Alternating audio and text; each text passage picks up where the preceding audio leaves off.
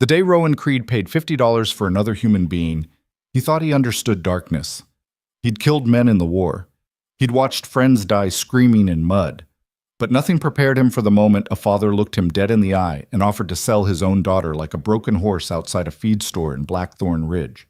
This is a story about two people the world threw away and how they clawed their way back from nothing. If you want to see where broken souls go when there's nowhere left to fall, stay until the end. Drop a comment with your city name so I can see how far this story travels. Let's begin. The morning Rowan Creed's life changed forever started like any other godforsaken Tuesday in late October. Cold enough to see your breath, not cold enough to justify staying indoors. The kind of weather that made a man's joints ache and his patience thin. Rowan had come down from his mountain cabin to Blackthorn Ridge for supplies, nothing more.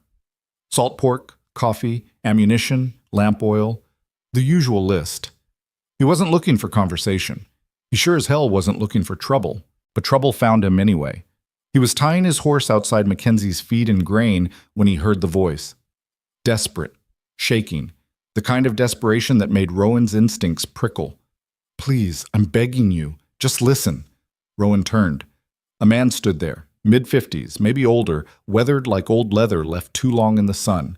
His clothes hung loose on a frame that had clearly known better days. Hands trembling, eyes darting. The stink of cheap whiskey rolled off him in waves. Not interested, Rowan said flatly. You don't even know what I'm offering. Don't care. The man stepped closer, too close. Rowan's hand moved instinctively toward the knife on his belt. I got something valuable, the man insisted. Real valuable, worth way more than I'm asking. Move along. $50. Rowan laughed, a short, harsh sound. $50 for what? Magic beans? The man glanced over his shoulder, then back at Rowan. His voice dropped to something just above a whisper. My daughter.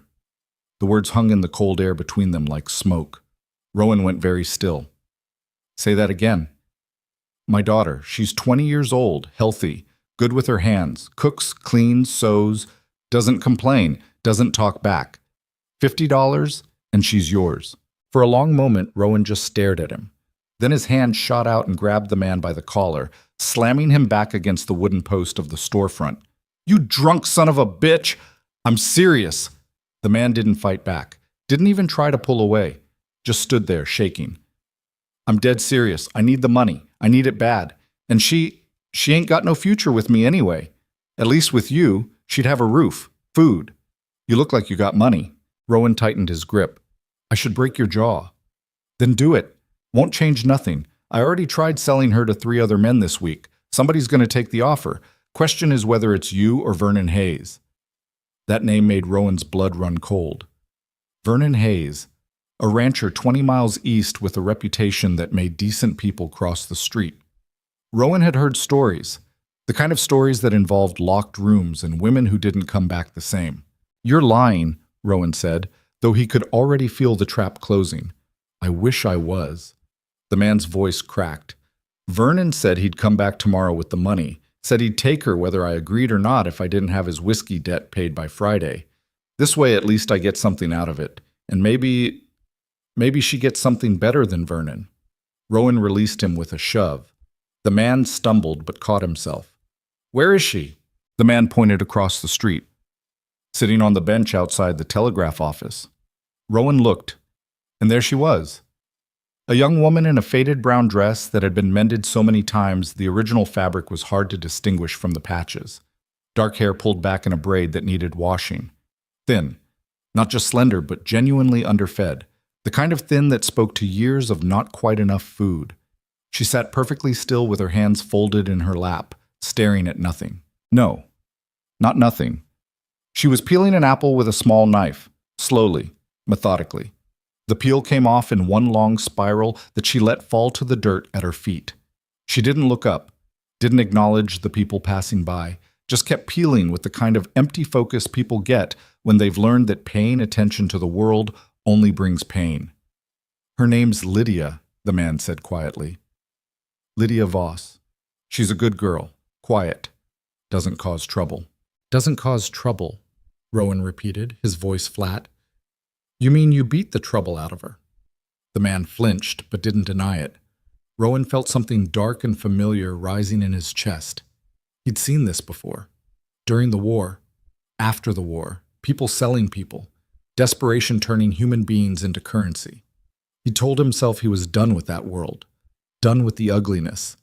That's why he'd gone to the mountains, to get away from this exact kind of rot. I need an answer, Virgil Voss pressed. Vernon's coming tomorrow. Rowan wanted to walk away, wanted to climb back on his horse and ride back up the mountain and forget this conversation ever happened. But he kept seeing that girl, that empty expression, those mechanical movements, and he kept thinking about Vernon Hayes. Does she know? Rowan asked. About this? She knows. And? Virgil's laugh was bitter. She ain't said a word about it. That's how she is, just accepts things. Rowan looked at the girl again. As if sensing his attention, she glanced up. Their eyes met across the dusty street. There was nothing in her gaze. No plea, no hope, no fear, just a kind of vast, terrible resignation. The look of someone who'd already made peace with whatever hell was coming next. That look decided it. Rowan reached into his coat and pulled out a small leather pouch.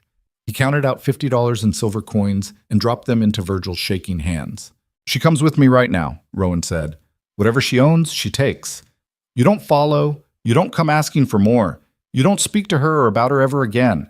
If I see you anywhere near my property, I'll kill you. We clear? Virgil nodded, clutching the money like a drowning man clutching driftwood. We're clear. Then get the hell out of my sight. Virgil backed away, stumbled, caught himself, and disappeared into the saloon across the street. Rowan stood there for a moment, hating himself, hating the choice he'd just made, hating that it was probably still the right one. Then he walked across the street. Lydia didn't look up as he approached, just kept peeling her apple.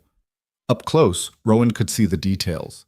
The scar across her left eyebrow, the way her dress hung too loose around her shoulders, the bruises on her wrist that she'd tried to cover with the sleeves. Your father sold you to me, Rowan said. No point in sugarcoating it. I know. Her voice was quiet, flat. She set down the half-peeled apple and wiped the knife on her dress. Are we leaving now? Do you have belongings? Not much. Go get them. She stood slowly, as if testing whether this was some kind of trick.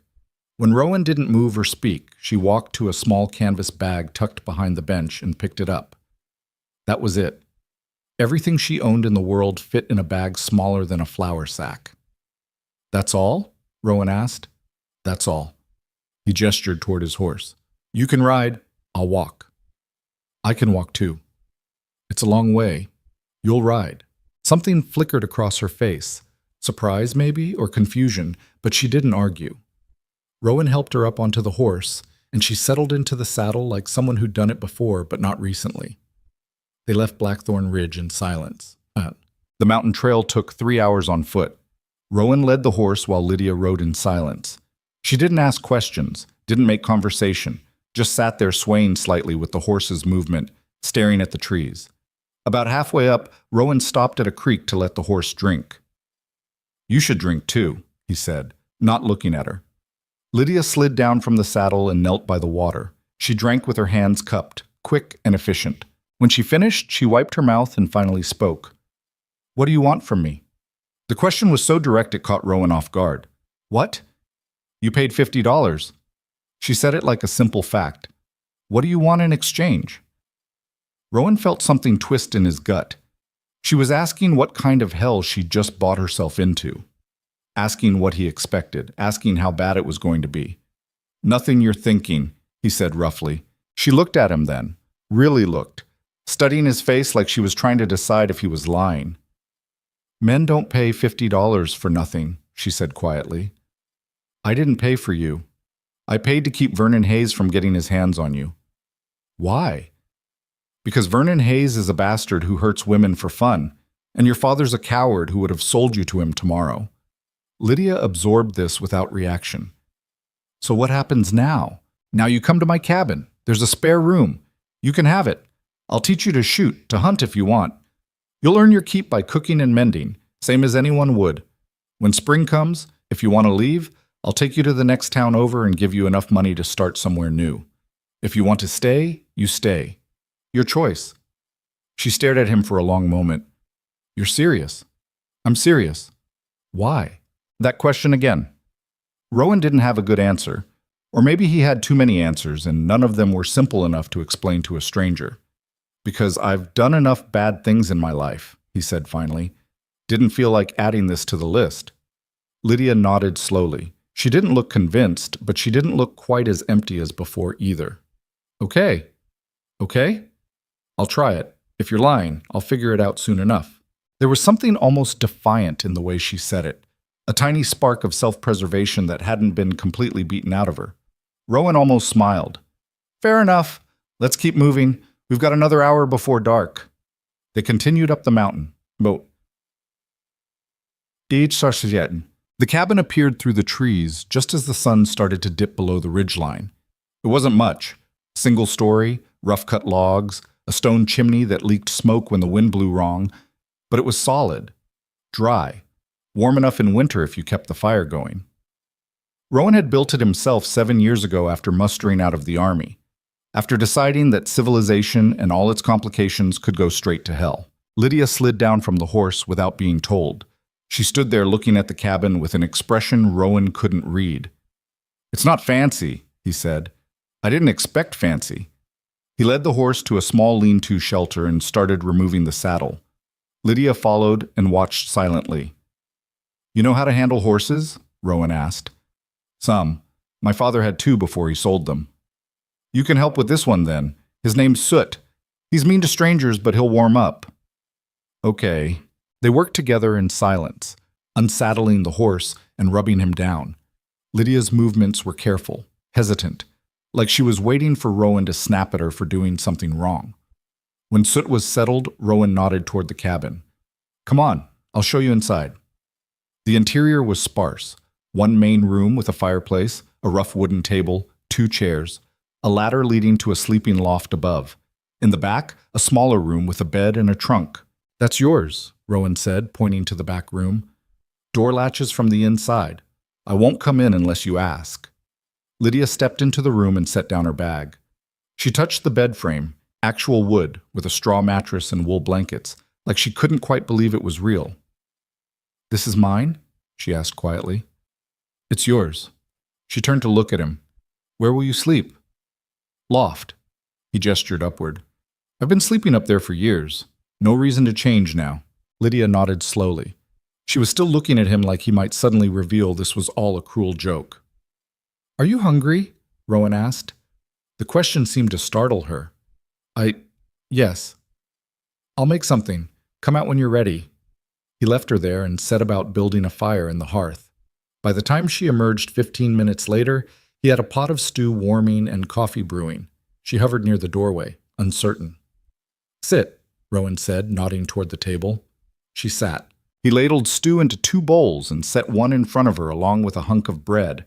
Then he poured coffee into 2 tin cups and sat down across from her. Lydia stared at the food. Something wrong? Rowan asked. No, I haven't had this much food at once in a long time. The way she said it, so matter-of-fact, without self-pity, made Rowan's jaw tighten. Eat as much as you want. There's plenty. She picked up the spoon carefully, like it might break. Took a small bite. Then another. Then she started eating faster, trying to maintain some dignity, but clearly struggling not to just shovel it in. Rowan pretended not to notice. He ate his own meal and stared at the fire. When she'd finished every drop in her bowl and most of the bread, Lydia set down her spoon. Thank you, she said quietly. You're welcome. Silence settled between them. Not entirely comfortable, but not hostile either. Can I ask you something? Lydia said. Go ahead. What did you do? Before you came here? Rowan considered how much to tell her, decided on the truth. I was a soldier, fought in the war, did some trapping after. Then I came here to be left alone. Did it work? Did what work? Being left alone. Did it help? That question hit deeper than Rowan expected.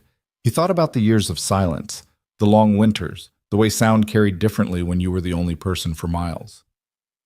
Sometimes, he said honestly. Not always. Lydia nodded like that made sense to her. I used to think about running away, she said, Just disappearing into the woods, living alone where nobody could find me. Why didn't you? Didn't know how to survive on my own. Figured I'd just die slower that way instead of all at once. The casual way she talked about dying made something cold settle in Rowan's chest. You're not going to die here, he said firmly. You don't know that. I do, because I won't let it happen. She looked at him for a long moment. Then, unexpectedly, her eyes filled with tears. She blinked them back quickly, wiping at her face with the back of her hand. Sorry, she whispered. I don't know why I'm... Don't apologize. You don't have to apologize for anything here. The tears kept coming anyway, quiet, almost silent, like she'd learned a long time ago how to cry without making noise. Rowan stood and walked to the shelf where he kept a few spare cloths. He handed one to her without comment, then busied himself clearing the table to give her privacy. By the time he'd washed the bowls and put away the remaining stew, she'd composed herself. I should sleep, she said, her voice still rough. It's been a long day. Good idea. If you need anything during the night, I'm right up there. He gestured to the loft. Okay? She stood and walked to her room, paused at the doorway. Rowan? Yeah? Thank you for earlier, for not being Vernon Hayes.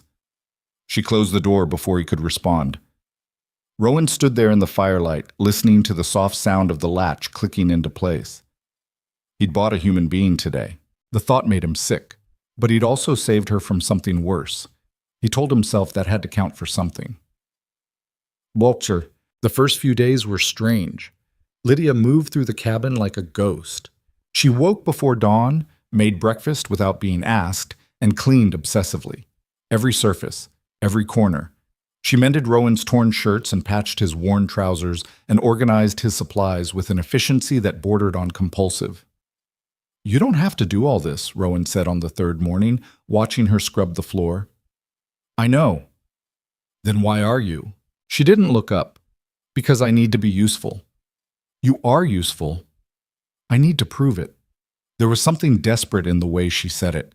Like if she stopped moving, stopped working, stopped being valuable, the ground would open up and swallow her whole. Rowan recognized that feeling. He'd felt it himself after the war. That constant need to justify your existence, to earn the right to keep breathing. Lydia. She paused, still kneeling on the floor. Look at me. Slowly, she raised her eyes. You don't have to prove anything, Rowan said. You're here because you deserve to be here, not because you work hard enough or clean well enough or any other reason. You're here because you're a human being and you deserve a safe place to sleep. Understand? She stared at him like he'd just spoken a foreign language. I don't know how to do that. Do what? Just exist without earning it. The honesty in her voice broke something in Rowan. Then we'll figure it out together, he said quietly. But I need you to stop apologizing every time I walk into a room. And I need you to eat more than half a bowl of stew at dinner. And I need you to understand that you're allowed to rest. Lydia's hands were shaking. She pressed them flat against the floor. What if I can't? Then we'll start smaller, but we're going to try. She nodded, slow, uncertain. Okay. Okay. She went back to scrubbing, but something in her posture had shifted. Just slightly, like maybe, possibly, she was starting to believe him. Wakang. A week passed, then 2. The mountain settled into early winter. Frost on the windows in the morning, snow dusting the pine trees, the kind of cold that made the world feel smaller and quieter. Rowan fell into a routine with Lydia. He'd wake first, start the fire, and make coffee.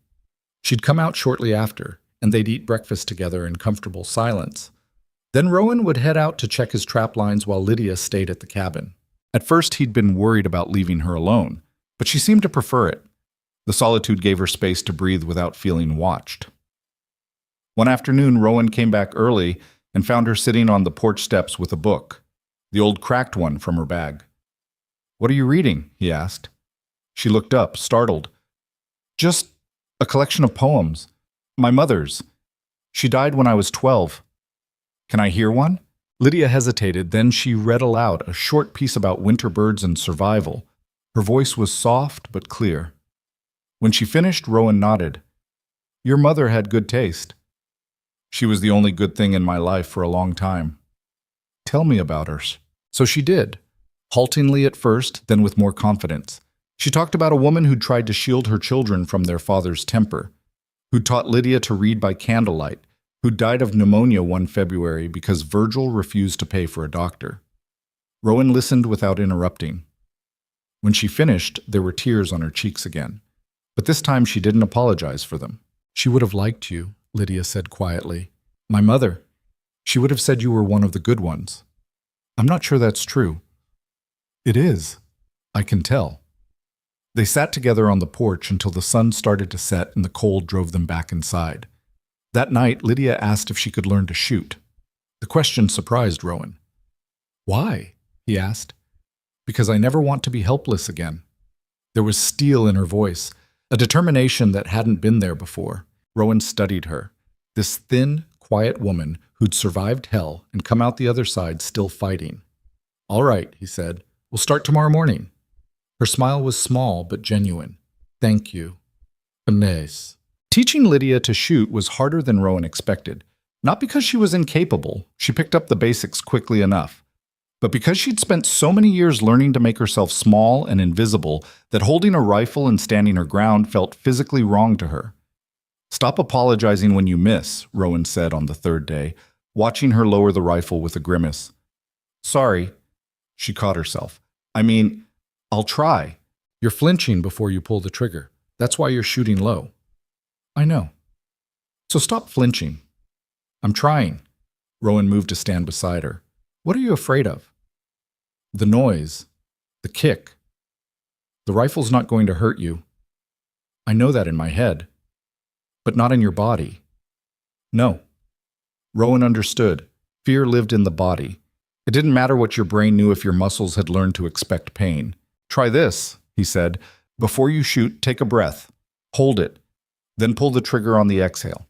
Don't think about the noise, just focus on the target. Lydia nodded and raised the rifle again. Breathe in, hold, exhale. The shot rang out. This time it hit the tree trunk they'd been aiming at. Not center, but close enough. Lydia lowered the rifle and stared at the tree like she couldn't quite believe it. I hit it. You did. I actually hit it. Told you.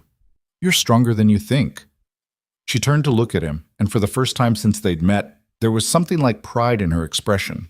They practiced until her shoulder was bruised and her hands were shaking from cold, but she never asked to stop. Winter deepened. The snow came in earnest, transforming the mountain into something stark and beautiful. The cabin became an island in a white sea. Rowan taught Lydia how to maintain the trap lines, how to skin rabbits and cure meat, how to read weather patterns in the clouds. She absorbed it all with fierce concentration. In the evenings, they'd sit by the fire. Sometimes Lydia would read from her book. Sometimes Rowan would tell stories about his time in the army, the ones that weren't too dark, the ones that had some humor in them. Slowly, carefully, they were building something. Not quite friendship, not quite family, something in between. One night, Lydia looked up from her sewing. Can I ask you something personal? Rowan glanced at her. Depends on the question. Why did you really leave the army? He was quiet for a long moment. Then he set down the knife he'd been sharpening. I killed a lot of people in the war, he said. Some of them deserved it. Some of them probably didn't. After a while, I couldn't tell the difference anymore. So I left before I became something I couldn't live with. Do you regret it? Leaving? No, but I regret what it took to get me there. Lydia nodded slowly. I think that makes sense. What about you? Rowan asked.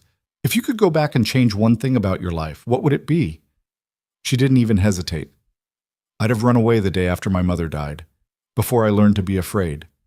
You're not afraid anymore? I'm still afraid. I'm just learning to do things anyway. Rowan smiled. That's called courage. Feels more like stubbornness. Sometimes they're the same thing. Lydia laughed, a real laugh, not bitter or hollow. The sound filled the cabin like light. Rowan realized he'd do just about anything to hear that sound again. December arrived with a vengeance. The temperature dropped so low that water froze solid overnight.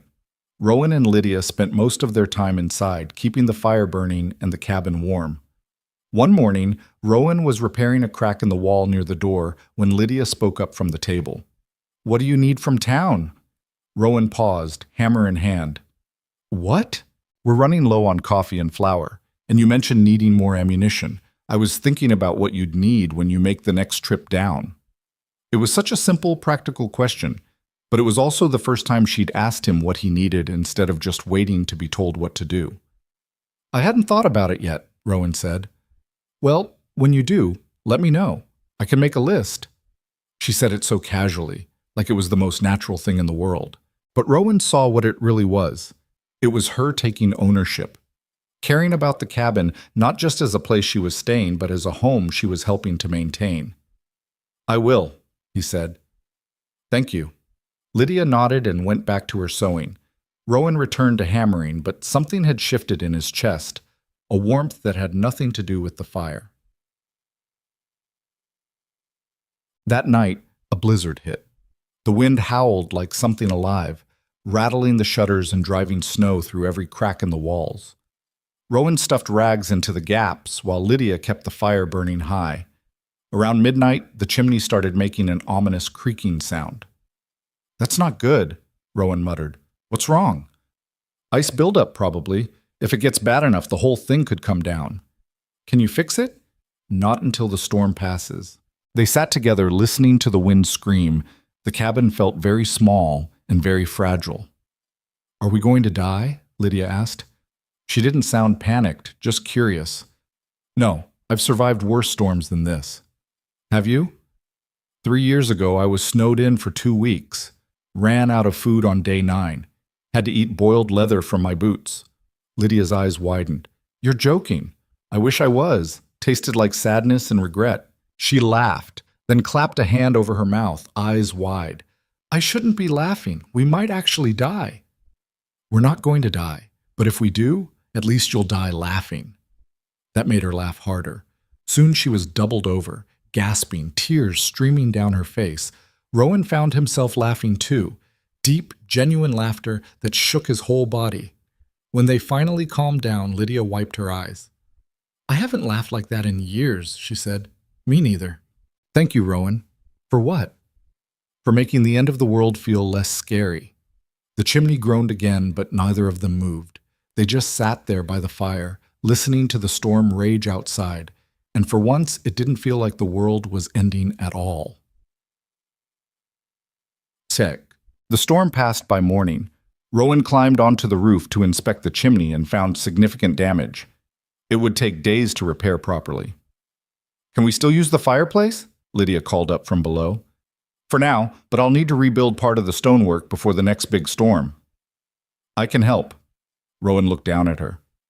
"You know how to work with stone?" "No, but I can learn," he smiled. "All right, we'll start tomorrow." They spent the next week working on the chimney. Lydia proved to be a quick study, mixing mortar and placing stones with careful precision. Her hands were small but strong. One afternoon, as they were finishing up, Rowan slipped on a patch of ice near the roof's edge. His feet went out from under him, and he slid straight toward the drop. Lydia screamed his name. Rowan managed to grab the gutter at the last second, stopping his fall. But his weight pulled part of the rotten wood free, and he crashed through the porch overhang below, landing hard on the steps in a shower of splintered wood. For a moment, he just lay there, stunned. Then he heard Lydia's boots crunching through the snow as she ran around the side of the cabin. "Rowan, are you—" She stopped, looked at him lying in the wreckage of the porch steps, looked at the destroyed overhang, looked back at him, and started laughing. Not polite laughter, not nervous laughter, full, unrestrained, belly-deep laughter. Rowan stared at her. "I could be dying." "You're—" She could barely get the words out. "You're fine. You landed on your ass. But the way you—" More laughter. Despite the pain radiating through his back, Rowan found himself grinning. "Glad I could entertain you." I'm so sorry, it's just—" She dissolved into laughter again. Rowan sat up slowly, testing his limbs. Nothing broken, just bruised pride and a sore tailbone. "Help me up?" Lydia extended a hand, still giggling. Rowan took it and let her pull him to his feet. They stood there in the snow, looking at the destroyed porch. Well, Rowan said, I guess we're rebuilding that too. I guess so. Lydia was still smiling, a real, genuine, unguarded smile. And in that moment, Rowan realized something that made his chest tight. The lonely mountain didn't feel lonely anymore. Done. Winter held on into February, but the worst of it had passed. The cabin had been transformed. New chimney, new porch, small improvements everywhere that made it feel less like a survival shelter and more like a home. Lydia had changed too. She still had quiet days when old ghosts seemed to haunt her, but they were fewer now. She spoke more, smiled more, moved through the cabin with something approaching confidence. One evening she was washing dishes when she spoke without looking at Rowan. I've been thinking about spring. Yeah? You said I could leave when spring came, if I wanted. Rowan's hand stilled on the wood he was carving. That's right. Do you want me to leave? The question hit him harder than he expected. No, he said honestly, but that doesn't mean you should stay if you don't want to. Lydia set down the dish she was washing and turned to face him. I want to stay, if that's all right with you. Relief flooded through Rowan so strong it almost made him dizzy. It's more than all right. Are you sure? I don't want to be a burden. Lydia, you're the furthest thing from a burden. You've made this place better in every possible way. She smiled, shy but genuine. You've made my life better too. I didn't think that was possible anymore. They looked at each other across the cabin. Two broken people who'd somehow managed to piece each other back together. Then it's settled, Rowan said. You stay as long as you want. Okay. Okay. Lydia went back to washing dishes. Rowan went back to carving, but something fundamental had shifted. This wasn't temporary anymore. This was real.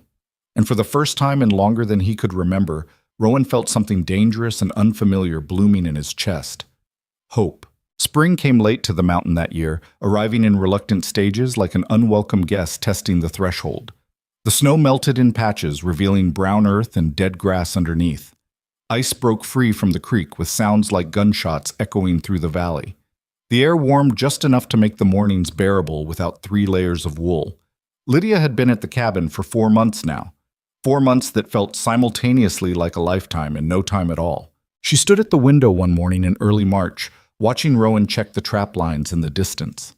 He moved through the trees with the easy confidence of someone who knew every root and rock on this mountain. She'd learned to read his moods by the set of his shoulders. Today, they were relaxed. That meant the traps had yielded something worthwhile. The cabin smelled like coffee and wood smoke. Lydia had baked bread that morning, her 3rd attempt, and the first one that didn't come out either burnt or raw in the middle. She'd been teaching herself to cook properly, using the supplies Rowan brought back from town and a lot of trial and error. He ate everything she made without complaint, even the disasters, but she could tell when something actually turned out well by the way he'd go back for seconds without being prompted. She heard his boots on the porch and turned from the window. Rowan came in carrying 2 rabbits and what looked like a grouse. He hung them on the hooks by the door and brushed snow from his shoulders. Good haul, Lydia said. Creek's thawing. Animals are moving again. He pulled off his gloves and moved toward the fire to warm his hands. Smells good in here. I made bread. Real bread this time, not whatever that brick was last week. That brick wasn't so bad. You're a terrible liar. Rowan smiled. Fair enough. The bread looks good, though. Lydia cut him a thick slice and watched as he tried it. His eyebrows went up slightly. This is actually good. Don't sound so surprised. I'm not surprised. I'm impressed. There's a difference. Something warm bloomed in Lydia's chest at the casual praise. She was still getting used to that, the way Rowan noticed things. Small things. The way he acknowledged effort without making it feel like she was performing for approval. I was thinking, she said, sitting down across from him at the table, about the garden. What about it? You mentioned last month that you used to grow vegetables on the south side of the cabin, before you decided it was too much work for one person. I did mention that. Well, there's 2 of us now, and I've been reading that book you brought back from town, the one about mountain farming. I think I could get something growing. Potatoes, at least. Maybe carrots, some herbs. Rowan was quiet for a moment, chewing thoughtfully. That south wall gets good sun, he said. Soil's decent if you work it right. You'd need to clear the rocks and build a fence to keep the deer out. I can do that. It's hard work. I'm not afraid of hard work. He studied her across the table. No, you're not. So I can try? You don't need my permission, Lydia. This is your home, too. Your home, too. The words settled over her like a warm blanket. All right, then, she said. I'll start clearing tomorrow. I'll help. 2 sets of hands will make it faster. You don't have to. I know I don't have to. I want to. They looked at each other for a beat longer than necessary. Then Lydia stood and busied herself cutting more bread, trying to ignore the flush creeping up her neck. The truth was, somewhere in the last 4 months, something had shifted between them. It was subtle, unspoken, but it was there in the way Rowan made sure she had the warmest blanket on cold nights, in the way Lydia mended his clothes without being asked, in the comfortable silences that stretched between them while they worked side by side. It terrified her, because caring about someone meant they could hurt you, and Lydia had promised herself after leaving her father's house that she'd never give anyone that kind of power over her again. But Rowan wasn't like anyone she'd known before.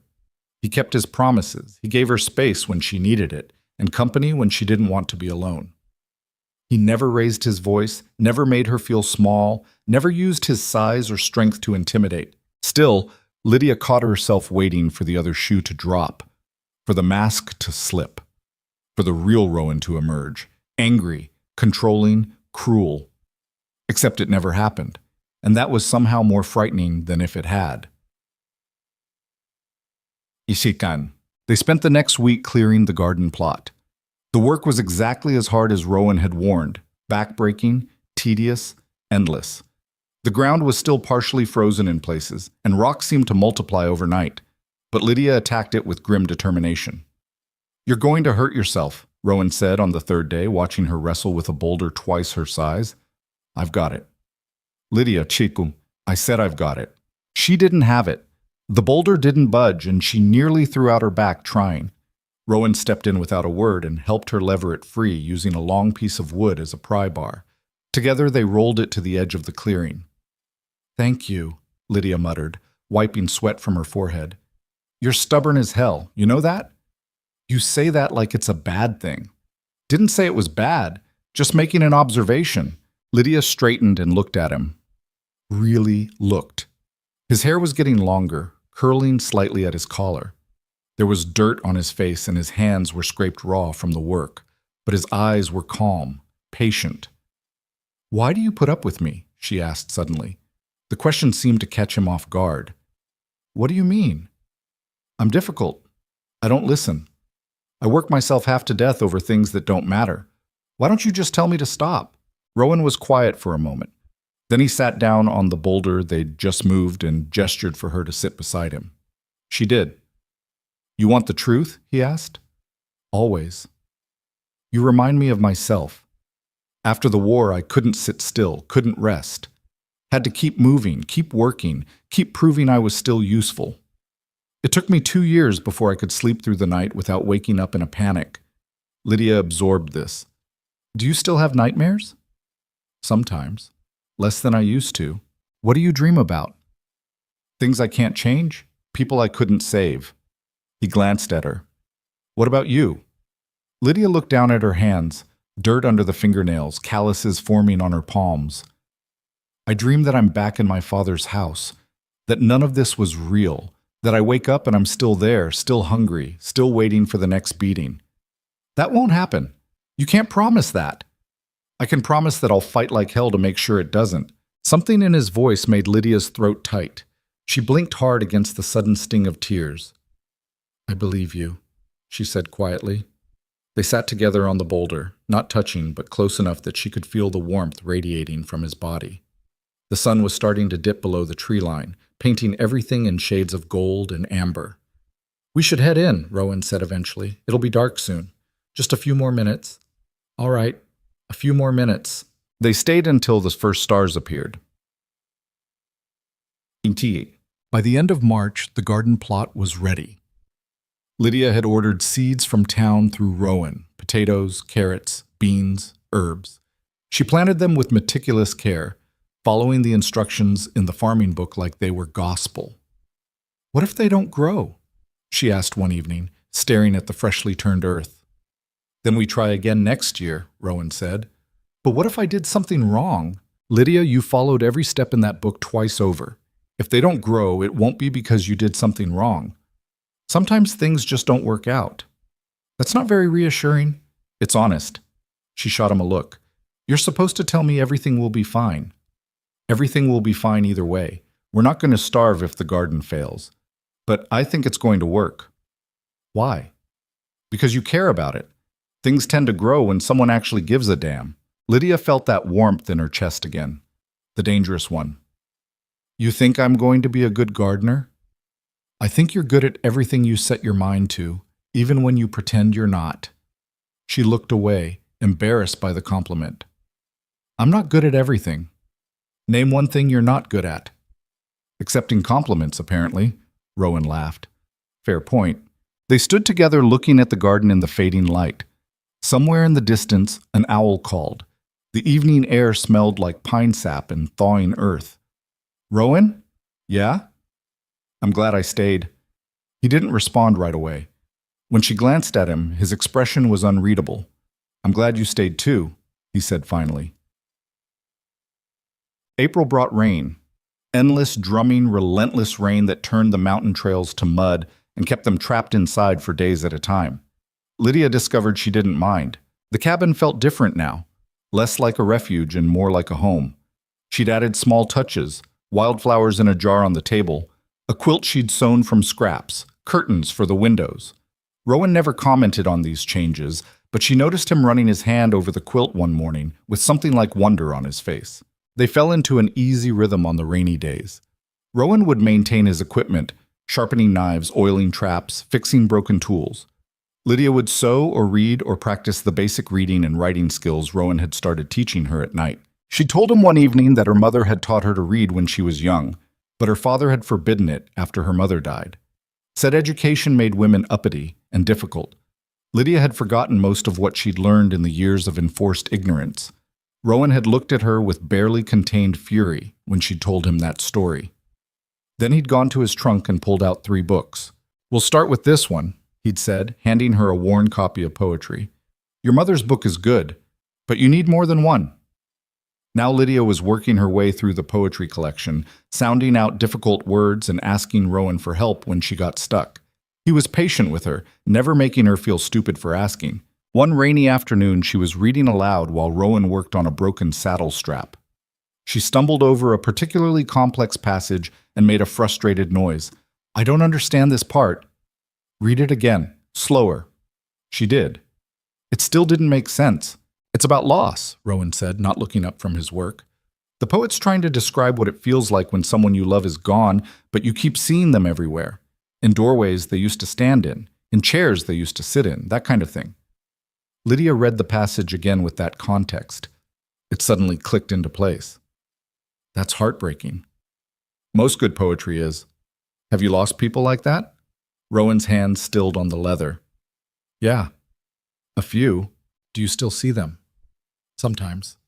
My mother mostly. She died when I was 16. Cancer. There are days I swear I can still hear her humming while she cooked. Lydia had never heard Rowan talk about his mother before. She set down the book. What was she like? Tough. Fair. She didn't take nonsense from anyone, including my father. He was a drunk, mean when he drank, meaner when he didn't. She kept him in line as best she could. After she died, he fell apart completely. I left home a year later and never went back. Do you regret that? Leaving? No. Not going back before he died? Sometimes. What would you have said to him? Rowan was quiet for a long moment. I don't know. Maybe nothing. Maybe everything. Doesn't matter now. Lydia understood that feeling. The weight of words unsaid to people who were gone. I never got to tell my mother I loved her before she died, Lydia said quietly. She got sick so fast. One day she was fine, the next she couldn't breathe. She was gone within a week. I was 12 and stupid, and I thought I'd have more time. She knew. You can't know that. I do know it. Because you were her daughter. She knew. Lydia felt tears threatening again. She blinked them back. I miss her. I know.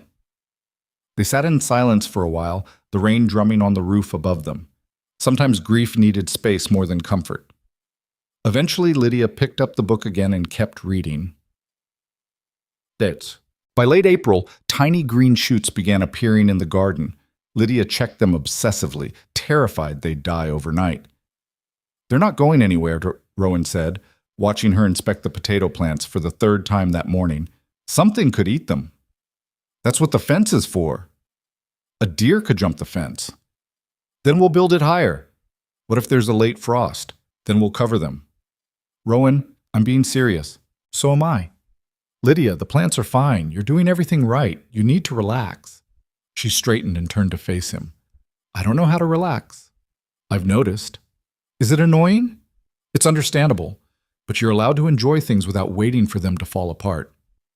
Lydia looked at him standing there in the morning sunlight, patient as always, and felt something crack open in her chest. "What if I don't know how?" she asked quietly. Rowan stepped closer, not touching, but close enough that she could see the flecks of gold in his brown eyes. "Then I'll teach you," he said. "Same way I taught you to shoot, one step at a time until it doesn't feel so impossible anymore. And if I'm a slow learner, then we'll take it slow." They stood there for a beat too long. Lydia's heart was hammering in her chest. She wanted to close the distance between them, wanted to know what it would feel like to be held by someone who wasn't trying to hurt her, but fear held her frozen. Rowan seemed to sense it. He stepped back, giving her space. "Come on," he said, his voice carefully casual. "I'll teach you how to fish. The creek's high enough now." Lydia exhaled slowly. "I don't know how to fish." "I know, that's why I'm teaching you." "Is there anything you don't know how to do?" "Plenty of things, but fishing isn't one of them." They spent the afternoon at the creek. Rowan showed her how to bait a hook, how to cast, how to read the water for signs of fish. Lydia was terrible at it. Her line got tangled 3 times, and she nearly hooked Rowan's ear on her 4th cast. "Maybe this isn't my skill," she said, frustrated. "You're doing fine. I almost took your ear off." "But you didn't. That's progress." Despite her frustration, Lydia found herself laughing. "You have a very low bar for success, or a high tolerance for chaos. Either way, keep trying."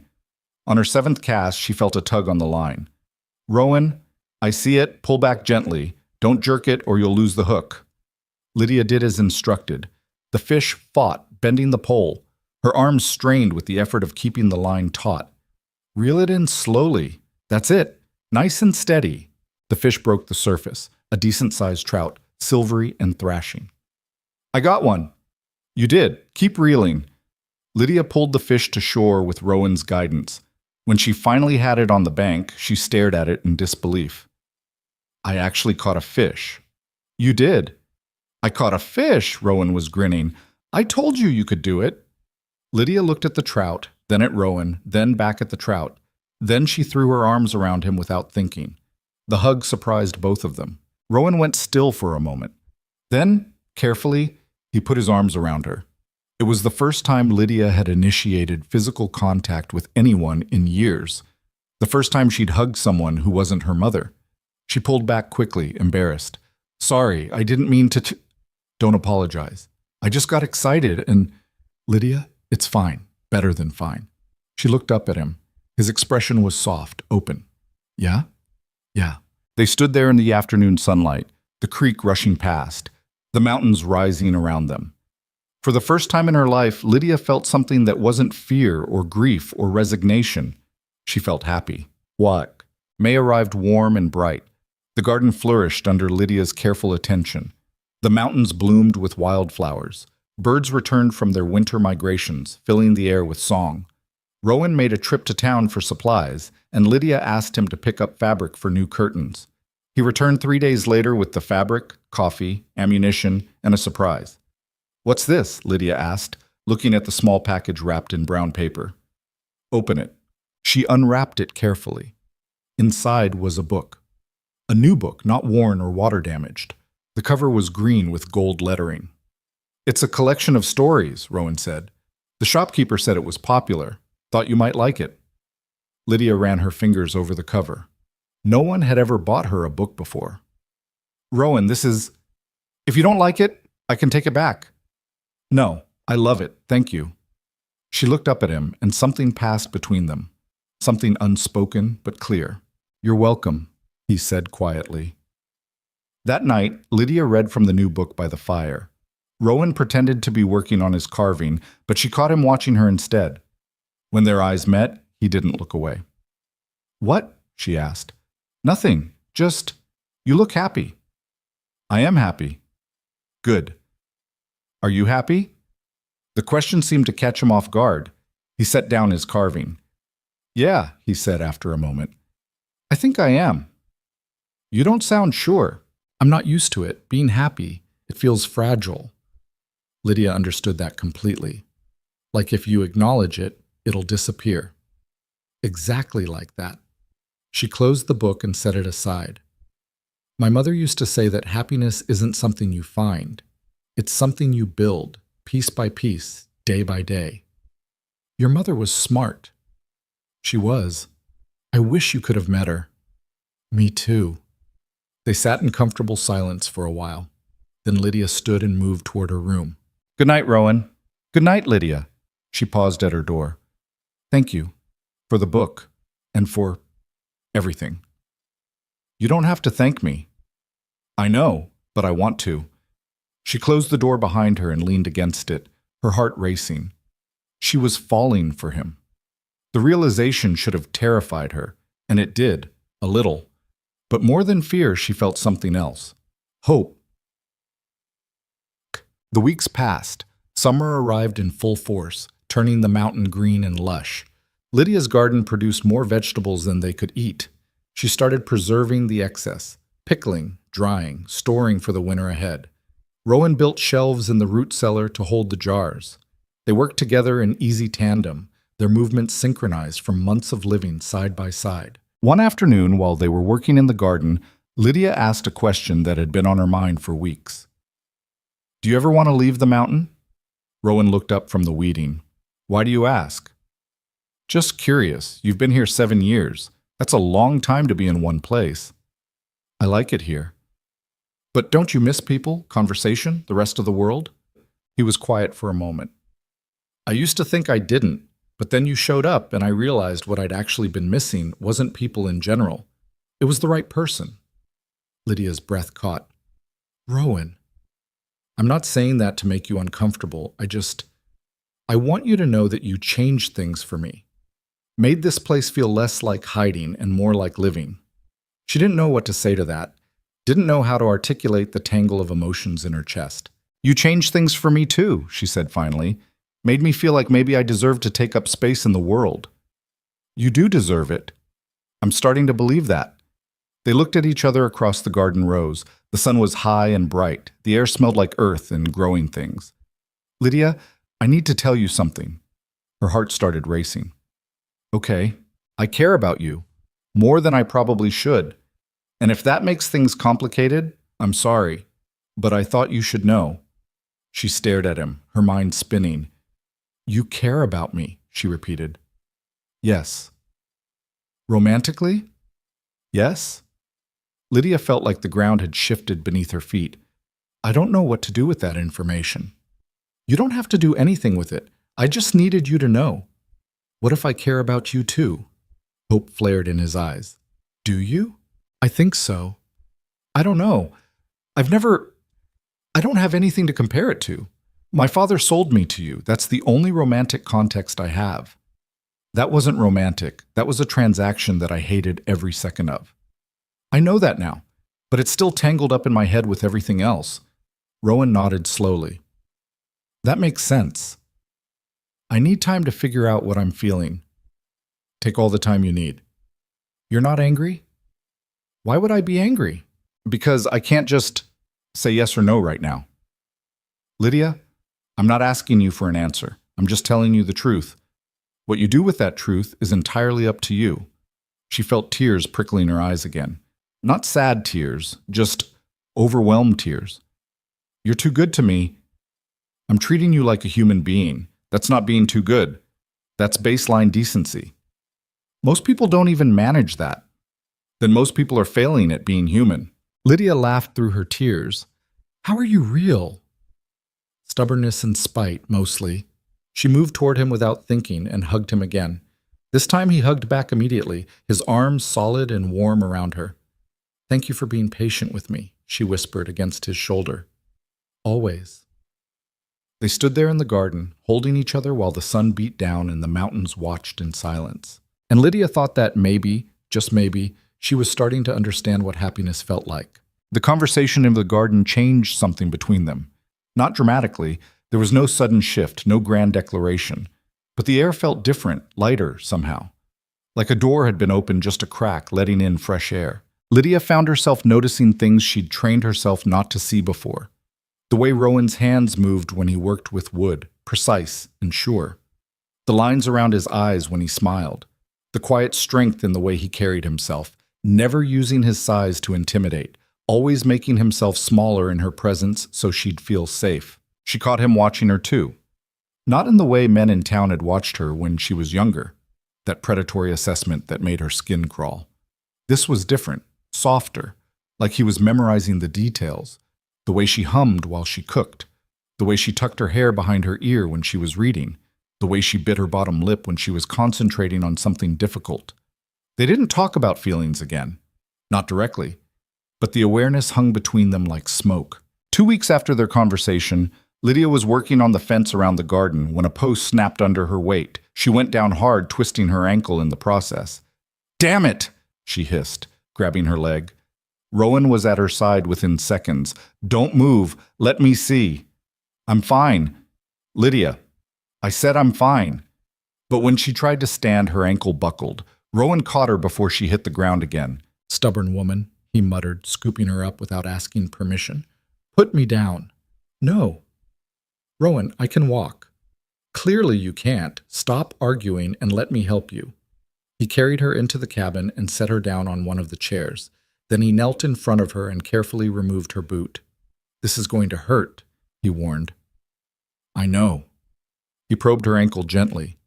Lydia winced but didn't cry out. "It's not broken," Rowan said after a moment. "Just a bad sprain. You need to stay off it for a few days." "I don't have time to stay off it. The garden will survive. You need to rest." "I hate resting." "I'm aware. You're going to do it anyway." He wrapped her ankle with strips of cloth and propped it up on a stool. Then he made her tea without asking if she wanted any and set it on the table beside her. "I feel useless," Lydia said, staring at her elevated foot. "You're injured. There's a difference. It's my own fault for being careless. It's a broken fence post's fault for being rotten. Stop trying to take blame for things that aren't your fault." Lydia looked at him. He was still kneeling in front of her, his hands resting on his knees. His expression was patient but firm. "You really don't blame me?" she asked quietly. "For what? Gravity?" "For being a burden." Something dark flickered across Rowan's face. "You are not a burden. You have never been a burden. And I need you to stop thinking of yourself that way." "It's hard." "I know it is. But you're worth more than what you can produce or how useful you are. You're worth something because you exist. That's it. That's the only requirement." Lydia felt her throat tighten. "My father used to say I was only worth what I could do for him." "Your father was wrong about a lot of things. That most of all." She blinked hard against tears. "How do you always know what to say?" "I don't. I'm just telling you what I wish someone had told me when I was drowning in the same thoughts." "Did it help? When someone finally said it?" "No one ever did. That's why I'm saying it to you now." Lydia reached out and took his hand without thinking. His fingers closed around hers, warm, calloused, steady.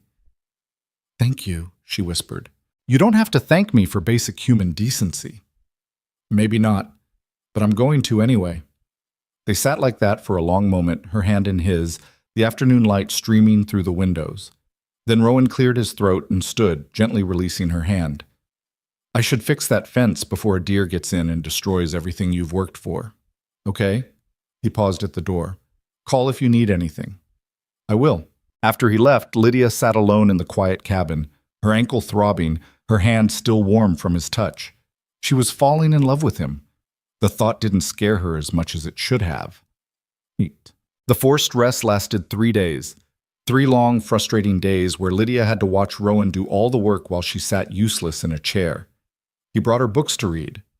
made her meals, checked her ankle morning and night, never complained, never made her feel like she was being a burden, even though she clearly was. On the third day, she snapped. I can't do this anymore. Rowan looked up from the vegetables he was chopping for dinner. Do what? Sit here. Watch you work. Feel useless. Your ankle's not healed yet. It's better. I can walk on it. Walking and working are different things. I'm going insane, Rowan. I need to do something. He studied her for a moment. Then he set down the knife. All right, you can help me with dinner, but you're sitting in that chair while you do it. Deal. He brought her the vegetables in a bowl, and she peeled potatoes while he worked on the stew. It wasn't much, but it was something. And something was better than nothing. Can I ask you a question? Lydia said after a while. Always. Why did you really come to the mountain? You said it was to be alone, but there has to be more to it than that. Rowan was quiet for a long time, long enough that Lydia thought he wasn't going to answer. Then he spoke. After the war, I couldn't sleep. Every time I closed my eyes, I saw the people I'd killed. Some of them were enemies. Some of them were probably just scared kids like me who got caught on the wrong side of a bad situation. It didn't matter. Dead is dead. He stirred the stew mechanically. I tried drinking it away. Didn't work. Tried working myself to exhaustion. That didn't work either. Finally, I realized that I couldn't be around people anymore. Couldn't pretend to be normal. Couldn't make small talk or go to church or act like I hadn't spent 3 years learning how to kill efficiently. So you came here. So I came here, figured if I was going to be miserable, I might as well be miserable somewhere quiet. Did it help? Eventually. Took a few years, but yeah. The quiet helped. The work helped. Not having to pretend helped most of all. Lydia finished peeling a potato and started on another one. I understand that, she said quietly. The pretending. I spent my whole childhood pretending everything was fine, that my father wasn't a drunk, that the bruises were from being clumsy, that I wasn't hungry all the time. It was exhausting. When did you stop pretending? When my mother died. After that, there didn't seem to be much point in keeping up the facade. Everyone in town knew what he was anyway. Why didn't anyone help you? Lydia laughed bitterly. Because I wasn't their problem. People don't want to get involved in other people's family business. Easier to look the other way and tell themselves it's not their concern. That's cowardice. Maybe. But it's also human nature. Rowan turned to look at her. You're better than that? I'm not sure I am. I looked the other way plenty of times too. Saw other kids getting hurt and did nothing. Saw women with black eyes in town and pretended not to notice. That's different. You were surviving. Is it? Or is that just an excuse I tell myself to feel better? The question hung in the air between them. I don't know, Rowan admitted. I've asked myself the same thing about the war. Whether I was following orders or just using orders as an excuse to do things I wanted to do anyway. What did you decide? That it doesn't matter. The people are still dead either way. All I can do is try to be better now. Lydia nodded slowly. That's what I'm trying to do too. Be better. Make up for the times I wasn't. You're doing a pretty good job. You have to say that. I don't have to say anything. I'm choosing to say it because it's true. She looked at him standing there at the stove, firelight dancing across his face, and felt her heart do something complicated in her chest. Rowan? Yeah? I think I'm ready. He turned to face her fully. Ready for what? To answer your question from a few weeks ago. His expression shifted, hopeful but cautious. You don't have to. I know I don't have to. I want to. Okay. Lydia set down the potato and the knife. Her hands were shaking slightly. I do care about you. Romantically. I think I have for a while now. I was just too scared to admit it. Scared of what? Scared that if I let myself care, you'd use it against me. Or you'd leave. Or I'd wake up one day and realize this was all too good to be true. Rowan crossed the room and knelt in front of her chair. I'm not going anywhere, he said firmly, and I would never use your feelings against you, ever. How can you promise that? Because I know what it's like to have someone weaponize your emotions. My father did it to my mother for years. I watched her shrink herself trying to avoid setting him off. I promised myself I'd never be that kind of man. Lydia searched his face, looking for the lie, the crack in the mask, the hint of danger. She didn't find any. I want to try, she said quietly. I want to try being with you, really being with you. But I need you to be patient with me because I don't know how to do this. I'll be as patient as you need me to be. What if I'm broken? What if I can't ever be normal? Then we'll be broken together, and we'll figure out what normal means for us. Tears spilled down Lydia's cheeks. Why are you so good to me? Because you deserve good things. Because you're strong and brave and you've survived hell and you're still kind. Because when I look at you, I see everything I thought I'd lost in the war. Hope. Goodness. The possibility that maybe the world isn't completely rotten. Rowan, he reached up and gently wiped the tears from her face. I love you, Lydia. I know it's too soon, and I know you might not feel the same way yet, and that's okay.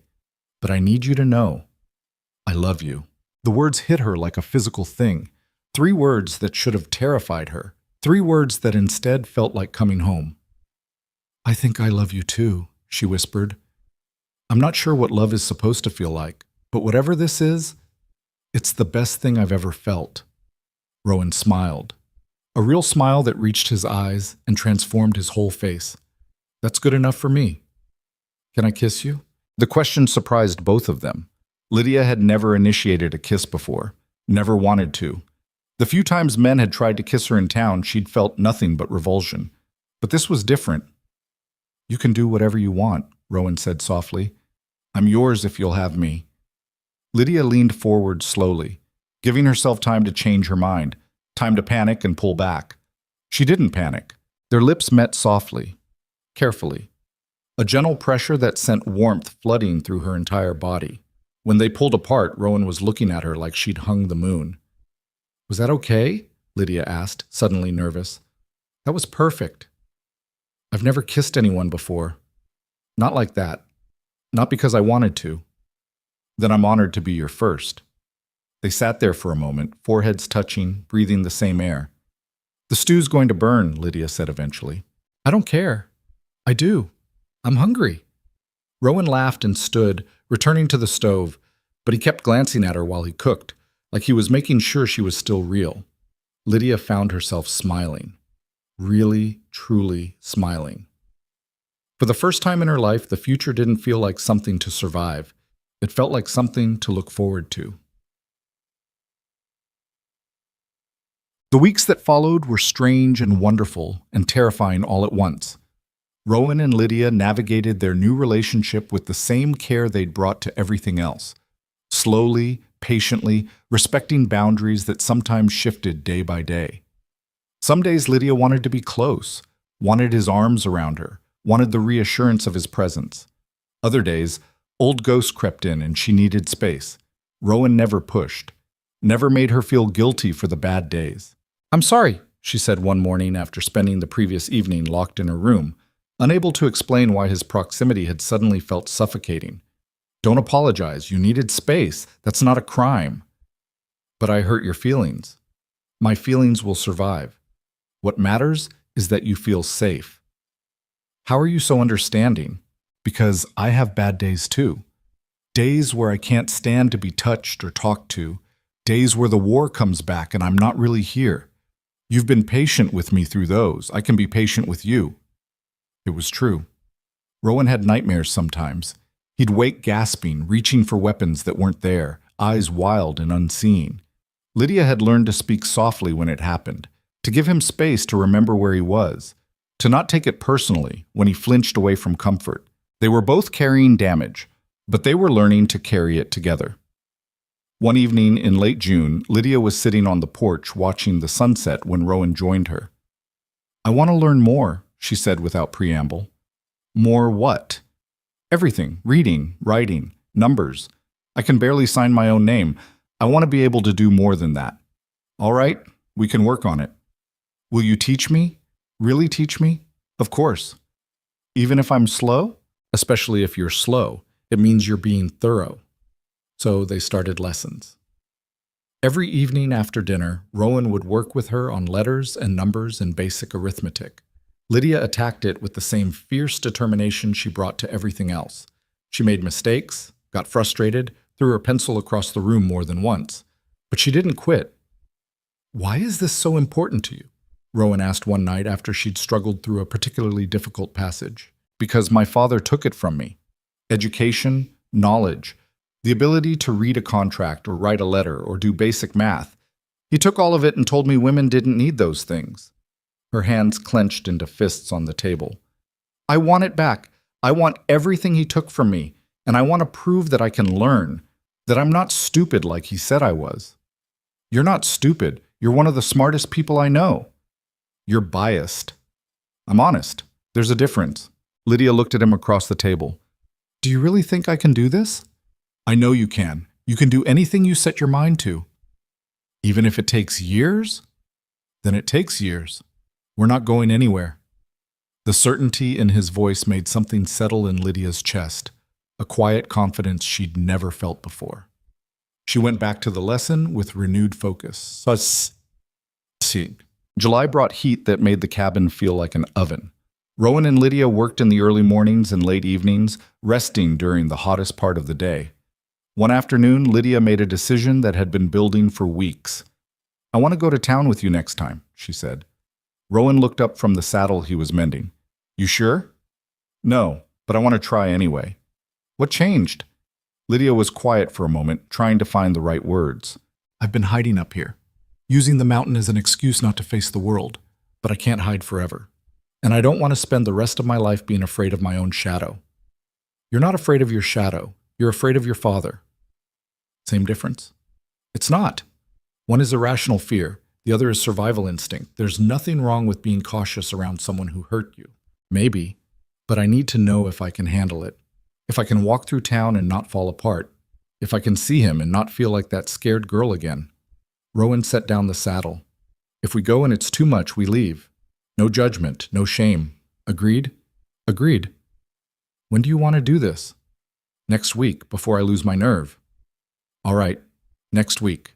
The days leading up to the trip felt endless. Lydia veered between determination and panic. She practiced breathing exercises Rowan taught her.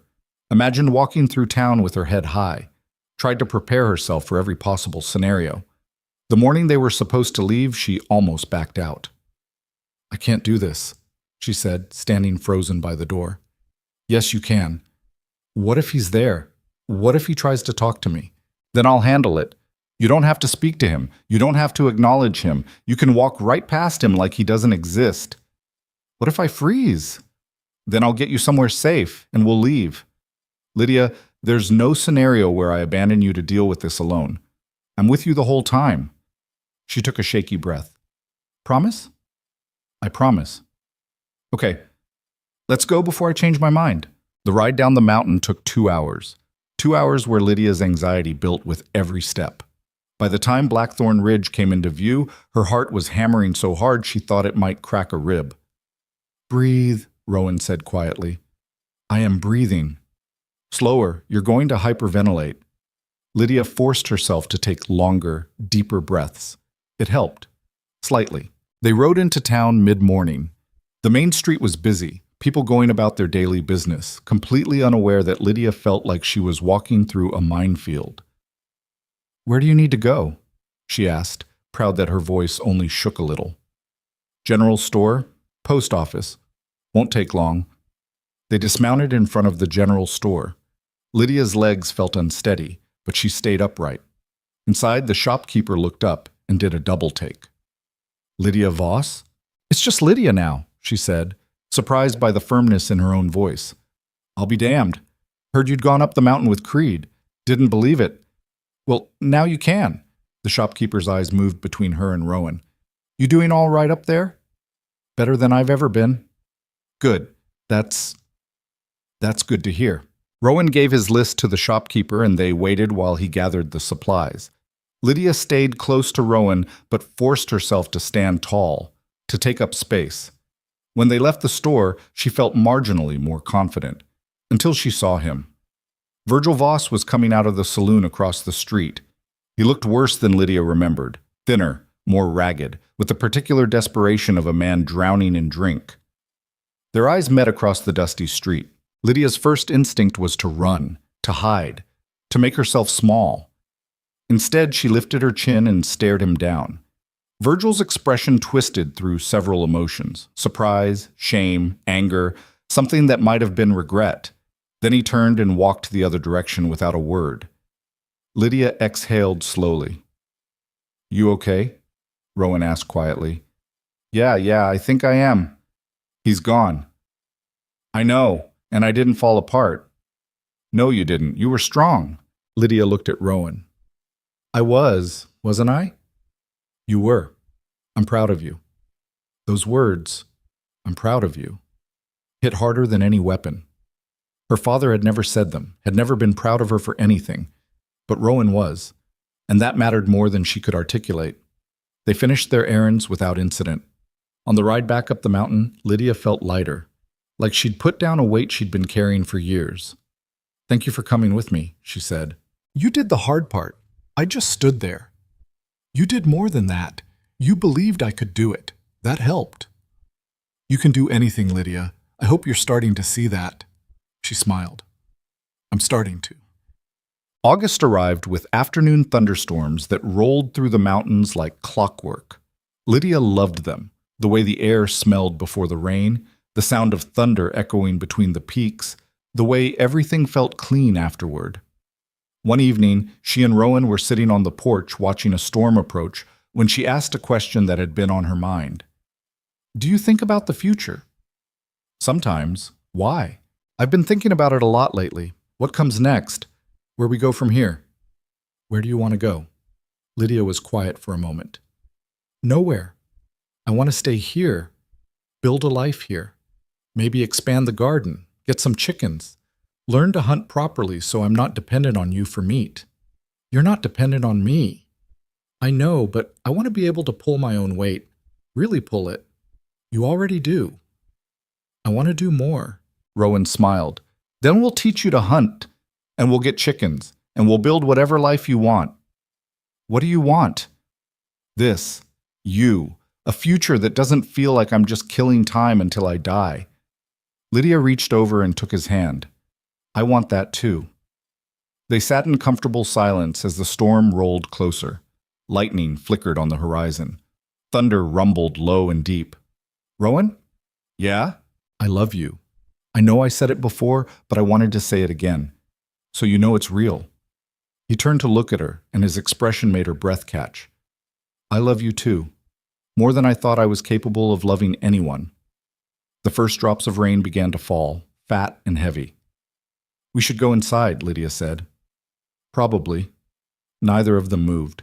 They stayed on the porch until the rain came in earnest, soaking them both. Then they ran inside, laughing, dripping water on the floor, alive in a way that felt almost painful. And Lydia thought that maybe this was what happiness looked like. Not perfection, not the absence of fear or pain or difficulty, just this. Two people choosing each other, day after day, storm after storm, building something that refused to break. The happiness lasted exactly 3 weeks. 3 weeks of peace where Lydia allowed herself to believe that maybe the past would stay buried, that Virgil had seen her in town, registered that she was alive and well, and decided to leave her alone. She should have known better. The trouble started on a Tuesday morning in late August. Rowan had gone down to check the trap lines near the southern ridge, leaving Lydia at the cabin to work on her reading. She was halfway through a chapter when she heard horses approaching. Multiple horses. Lydia's stomach dropped. They rarely had visitors, never had multiple visitors at once. She set down the book and moved to the window, staying back from the glass so she couldn't be seen easily. 4 men rode into the clearing. 3 she didn't recognize, ranch hands by the look of them, hard-faced men with the kind of casual violence that came from years of rough living. The 4th rider made her blood run cold. Virgil Voss. He looked different than he had 3 weeks ago, cleaner, more sober, like he'd made an effort to pull himself together. That somehow made it worse. Lydia's hand started shaking. She backed away from the window and looked around the cabin frantically. The rifle was above the door. Rowan's shotgun was in the loft. She had the small pistol he'd given her for emergencies in her room. She grabbed the rifle first, checked that it was loaded, then positioned herself near the door where she could see out but maintain some cover. Virgil dismounted and walked toward the cabin like he owned the place. "Lydia!" he called out. "I know you're in there. Come on out. We need to talk. Lydia didn't respond. Her heart was hammering so hard she could barely hear over it.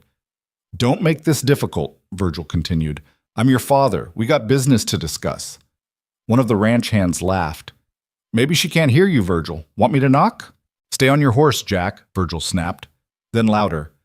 Lydia, I'm not leaving until we talk. You can come out willingly, or we can wait for Creed to come back and have this conversation with him present. Your choice. Lydia's mind raced. Rowan wouldn't be back for at least another hour, maybe longer. She could hide in the cabin and hope they left, but that seemed unlikely. They'd just wait, or worse, force their way in. She thought about what Rowan had taught her. Stand your ground. Don't show fear even when you feel it. You're not powerless anymore.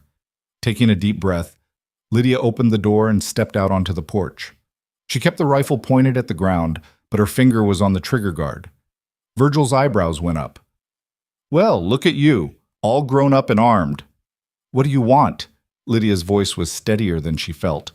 That's a hell of a greeting for your father. You sold me. You don't get to call yourself my father anymore. Now, Lydia, that's not fair. I was in a bad spot. Desperate. You can't hold that against me forever. I can and I will. What do you want? Virgil's expression shifted. The false friendliness dropped away, revealing something harder underneath. I want what's mine. You don't own me. Actually, that's debatable.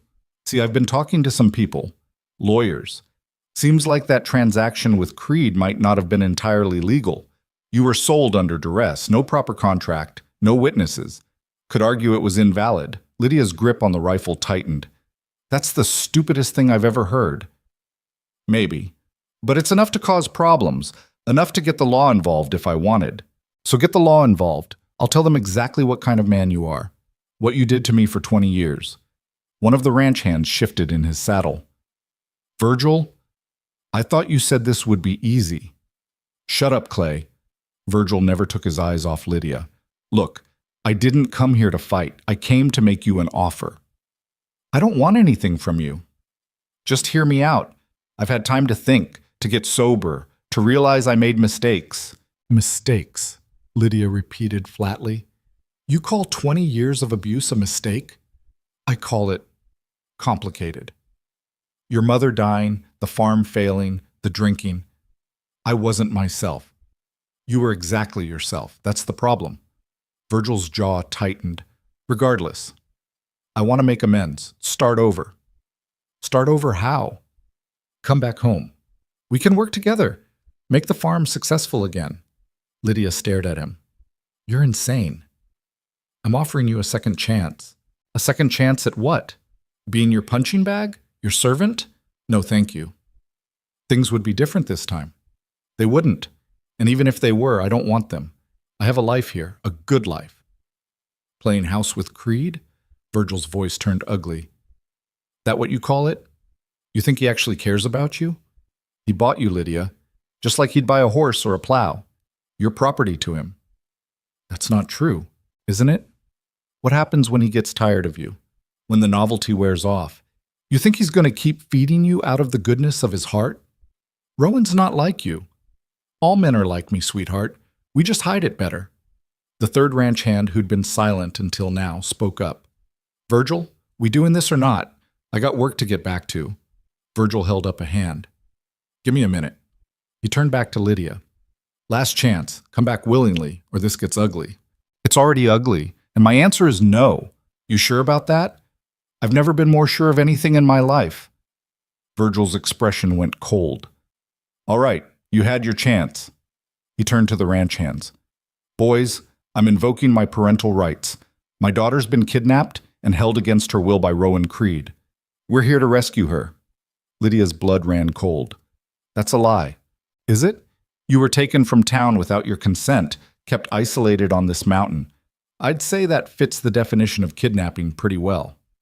I stayed by choice. Did you, or were you too scared to leave, too broken down to fight back? The ranch hand named Jack swung down from his horse. Come on, miss. This'll be easier if you don't struggle. Lydia raised the rifle. Stay where you are. Jack froze. You even know how to use that thing? Want to find out? Virgil laughed. She's bluffing. She can't hit anything. Never could. Try me, Lydia said, her voice ice. She aimed at the ground 2 feet in front of Jack and pulled the trigger. The shot was deafening in the mountain silence. Dirt exploded where the bullet hit. Jack stumbled backward with a yelp. Jesus Christ! Clay's horse spooked, nearly throwing him. Virgil's face went red. You little... The next one goes through somebody's leg, Lydia said, working the bolt to chamber another round. I suggest you leave. Now. You can't shoot all of us, Virgil said. Maybe not, but I can shoot you, and that would make this trip a complete waste for everyone involved. For a long moment, nobody moved. Then Rowan's voice cut through the tension like a blade. She won't have to shoot all of you. I'll handle whoever she misses. Everyone turned. Rowan stood at the edge of the clearing with his shotgun leveled. He must have heard the shot and come running.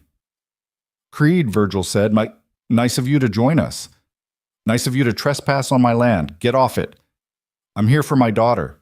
You don't have a daughter. You sold her, remember? That transaction was illegal. Was it? Because I have the receipt, signed by you, witnessed by the bartender at the saloon. Seems pretty legal to me. Virgil's face twisted. You can't keep her here against her will. I'm not keeping her anywhere. She stays because she wants to. Lydia, you want to leave with your father? I'd rather eat glass, Lydia said without hesitation. There you have it. Now get off my property before I start shooting. The ranch hand named Jack held up his hands. Look, we don't want trouble. Virgil said this was a simple retrieval. Nobody said anything about getting shot at. Then you should choose better employers, Rowan said. Leave. Now. Jack looked at Virgil. I'm out. This ain't worth whatever you're paying. Same, Clay added. I signed up to intimidate a girl, not get in a shootout with a war veteran. The third ranch hand was already turning his horse around. Virgil watched his hired help abandon him with barely contained rage. You're all cowards. We're smart, Jack said. There's a difference. The 3 ranch hands rode off, leaving Virgil alone. This isn't over, Virgil said, his voice shaking with fury. Yes, it is, Lydia said. She lowered the rifle slightly but kept it ready. You don't own me. You have no rights to me. And if you come back here, I will shoot you. That's not a threat. It's a promise. You ungrateful... I'm done being grateful for scraps. I'm done being afraid of you. You're a pathetic, violent drunk who destroyed everything you ever touched. And I survived you. That's more than you'll ever be able to say. Virgil looked like he'd been slapped.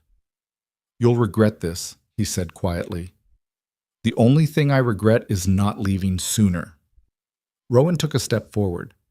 Virgil, you've got 10 seconds to get on that horse. Then I'm going to assume you're a threat and act accordingly. You can't threaten me. I'll go to the law. Go ahead. Tell them how you sold your daughter for whiskey money. Tell them how you came to my property with armed men to take her back. See how sympathetic they are. Virgil's hands clenched into fists. For a moment, it looked like he might do something stupid. Then he turned and mounted his horse. This isn't over, he repeated. Yeah, you said that already, Lydia said. Goodbye, Virgil. He rode off without another word. Lydia stood frozen on the porch, the rifle still in her hands, her whole body shaking with adrenaline. Rowan approached slowly. Can I take the rifle? She nodded mutely and let him take it. You did good, he said quietly. I almost shot him.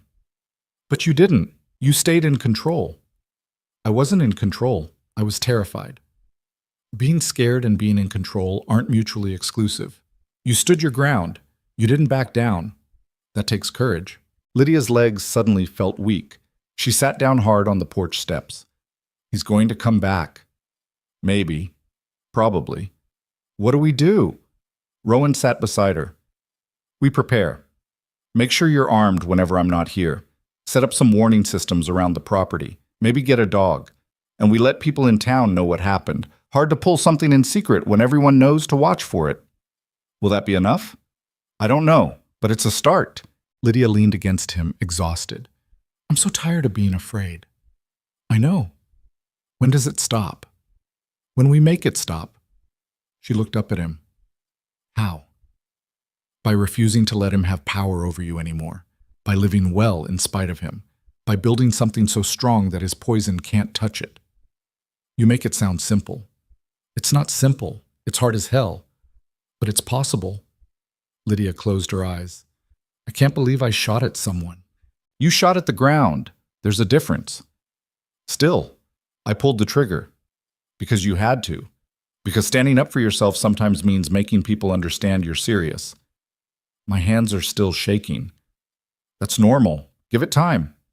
They sat together on the porch as the sun climbed higher and the mountain settled back into its usual quiet.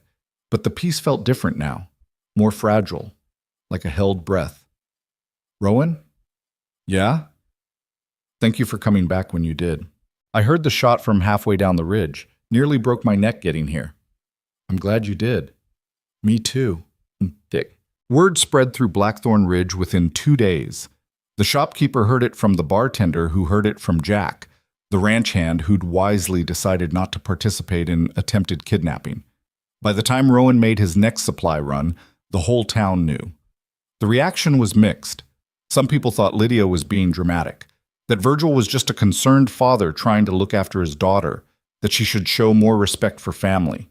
Others thought Virgil had gotten exactly what he deserved, that selling your child made you forfeit any parental rights, that Lydia had every right to defend herself. The sheriff, a grizzled man named Coleman, who'd known Virgil for 20 years, fell somewhere in the middle. I'm not saying I approve of what Virgil did, Coleman told Rowan when he stopped by the general store, but I'm also not sure threatening him with firearms is the answer. He came onto my property with armed men, Rowan said flatly. What would you have done? I'd have handled it through proper channels. Virgil doesn't respect proper channels. He respects force, always has. Coleman sighed. Just keep it civil, all right? Last thing I need is a shooting war in my jurisdiction. Then make sure Virgil knows he's not welcome on my land. That's all the civility I can offer. I'll talk to him. You do that. Rowan finished his shopping and was loading supplies onto his horse when a woman approached him. She was middle-aged, worn down by hard living, with a black eye she'd tried to cover with powder. Mr. Creed? Rowan turned. Yes? I'm Sarah Mathis. I heard about what happened with Virgil Voss and his daughter. Word travels fast. It does in a small town. She hesitated. I wanted to ask, is it true? That the girl stood up to him? That she threatened to shoot him? It's true. Something like hope flickered across Sarah's face. And she's all right? Living up on the mountain with you? She's more than all right. She's thriving. Sarah nodded slowly. My husband, he's like Virgil. Mean when he drinks, meaner when he doesn't. I've thought about leaving, but I don't have anywhere to go. Rowan studied her carefully. You asking for help? I don't know what I'm asking. Hearing about Lydia, about someone who got out, it made me think maybe it's possible. It's possible. It's not easy, but it's possible. Would you, if I did leave, would you and Lydia help me? Rowan thought about Lydia, about how she'd transformed from a frightened, broken girl into someone who could stare down her abuser with a rifle in her hands, about how she'd want him to answer this question. Yes, he said. If you decide to leave, come find us. We'll help however we can. Sarah's eyes filled with tears. Thank you. Don't thank me yet. Leaving is the hardest part. I know, but knowing it's possible, that helps. She walked away before anyone could see them talking too long. Rowan finished loading his supplies and headed back up the mountain, his mind heavy with thoughts. When he told Lydia about the encounter that evening, she was quiet for a long time. We should help her, she said finally. I told her we would if she asks. No, I mean actively help her. Give her information, resources. Make sure she knows she's not alone. That could be dangerous. Her husband finds out we're encouraging her to leave. He might come after us. Let him come. I'm done being quiet while people suffer. Rowan looked at her across the table. She met his gaze steadily. You're serious about this, he said. Completely. I survived because you helped me when you didn't have to. Maybe it's time we pay that forward. This could get complicated. Everything worthwhile is complicated. Rowan smiled despite himself. When did you get so brave? You taught me. Now I'm putting it into practice. All right, we'll help. But carefully. We can't save everyone, Lydia. No, but we can save someone. And that's better than nothing. Malcolm. 3 weeks passed. Virgil didn't return, but his absence felt more like a storm brewing than actual peace. Lydia threw herself into preparation. She practiced shooting every day until her accuracy was deadly. She learned to track movement through the forest. She helped Rowan set up tripwires around the property that would alert them to visitors. Sarah Mathis came to the cabin one evening just after sunset, her belongings in a single bag, her left arm in a makeshift sling. "He broke it," she said simply, "when I told him I was leaving, so I waited until he passed out drunk and I left anyway." Lydia brought her inside and tended to her arm while Rowan kept watch. They gave her food, a place to sleep, and the next morning Rowan took her to the next town over where she had a sister willing to take her in. When he returned, Lydia was in the garden. "She make it okay?" Lydia asked. "She's safe. Her sister's a tough woman. She'll take care of her." "Good. You realize this is just the beginning, right? People are going to talk. Word's going to spread that we're helping women leave bad situations. That's going to make us targets." "I know. And you're okay with that?" Lydia straightened and looked at him. "I spent 20 years being afraid, being small, being quiet so I wouldn't make things worse. I'm done with that. If helping other people means dealing with angry men, then that's what we'll deal with." "You're not worried?" "I'm terrified, but I'm more angry than scared now, and anger is useful." Rowan crossed the garden and pulled her into his arms. "You're incredible. You know that?" "I'm stubborn. That too." She leaned into him, breathing in the familiar scent of pine and wood smoke that clung to his clothes. "Do you ever regret it?" she asked quietly. "Buying me that day?" "Never. Not for a single second. Even with all the complications, especially with the complications, you made my life complicated in all the best ways." Lydia smiled against his chest. "I love you. I love you too." They stood together in the garden as evening settled over the mountain. Somewhere in the distance, a wolf howled. The sound echoed between the peaks, wild and free. The confrontation came exactly 3 weeks after Sarah Mathis left her husband. Lydia was in the cabin when she heard the horses. Multiple horses again. More this time. She grabbed the rifle and moved to the window. 7 men rode into the clearing. Virgil was at the front. Behind him were the 3 ranch hands from before, plus 3 men Lydia didn't recognize. They all looked angry. "This is about Sarah," Lydia said aloud, her stomach sinking. Rowan appeared from the loft, shotgun in hand. "I counted 7. Same. You ready for this?" "No, but I'll do it anyway." They moved onto the porch together, side by side, united. Virgil dismounted. This time he didn't bother with false pleasantries. "You've been interfering in other people's marriages," he said. "We've been helping women escape abuse," Lydia corrected. "You took Sarah Mathis from her home." "She left on her own. We just gave her a place to recover." "That's theft. She belonged to her husband." "People don't belong to other people. I thought I made that clear last time."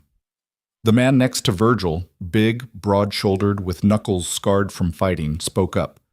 "That's my wife you're talking about. You had no right." "Your wife, not your property. She chose to leave. That's her right." "She's confused. Needs to come home where she belongs. She's safe where she is, and she's not coming back." The man's face went red. "You uppity little—" "Choose your next words carefully," Rowan interrupted, his voice deadly calm, "because, depending on what comes out of your mouth, this conversation could get very short." "You threatening me?" "I'm informing you. There's a difference." Virgil held up a hand. "Nobody needs to get shot today. We just want Lydia to understand that actions have consequences." "I understand perfectly," Lydia said. "You're angry because your control over women is slipping, because people are realizing they don't have to tolerate abuse, and you're scared that if one person escapes, others might follow." "You don't know what you're talking about." "Don't I? I lived it for 20 years. I know exactly what I'm talking about." One of the ranch hands shifted uncomfortably. "Virgil, I don't like this. Threatening women ain't what I signed up for." "Shut up, Jack." "I'm serious. This feels wrong." "Then leave." Jack looked at the other ranch hands. Clay nodded. They both dismounted and started walking their horses away. "Cowards!" Virgil shouted after them. "Smart!" Jack called back. "Like I said before, there's a difference." That left Virgil, Sarah's husband, and 3 men Lydia didn't know. Still bad odds, but better than 7.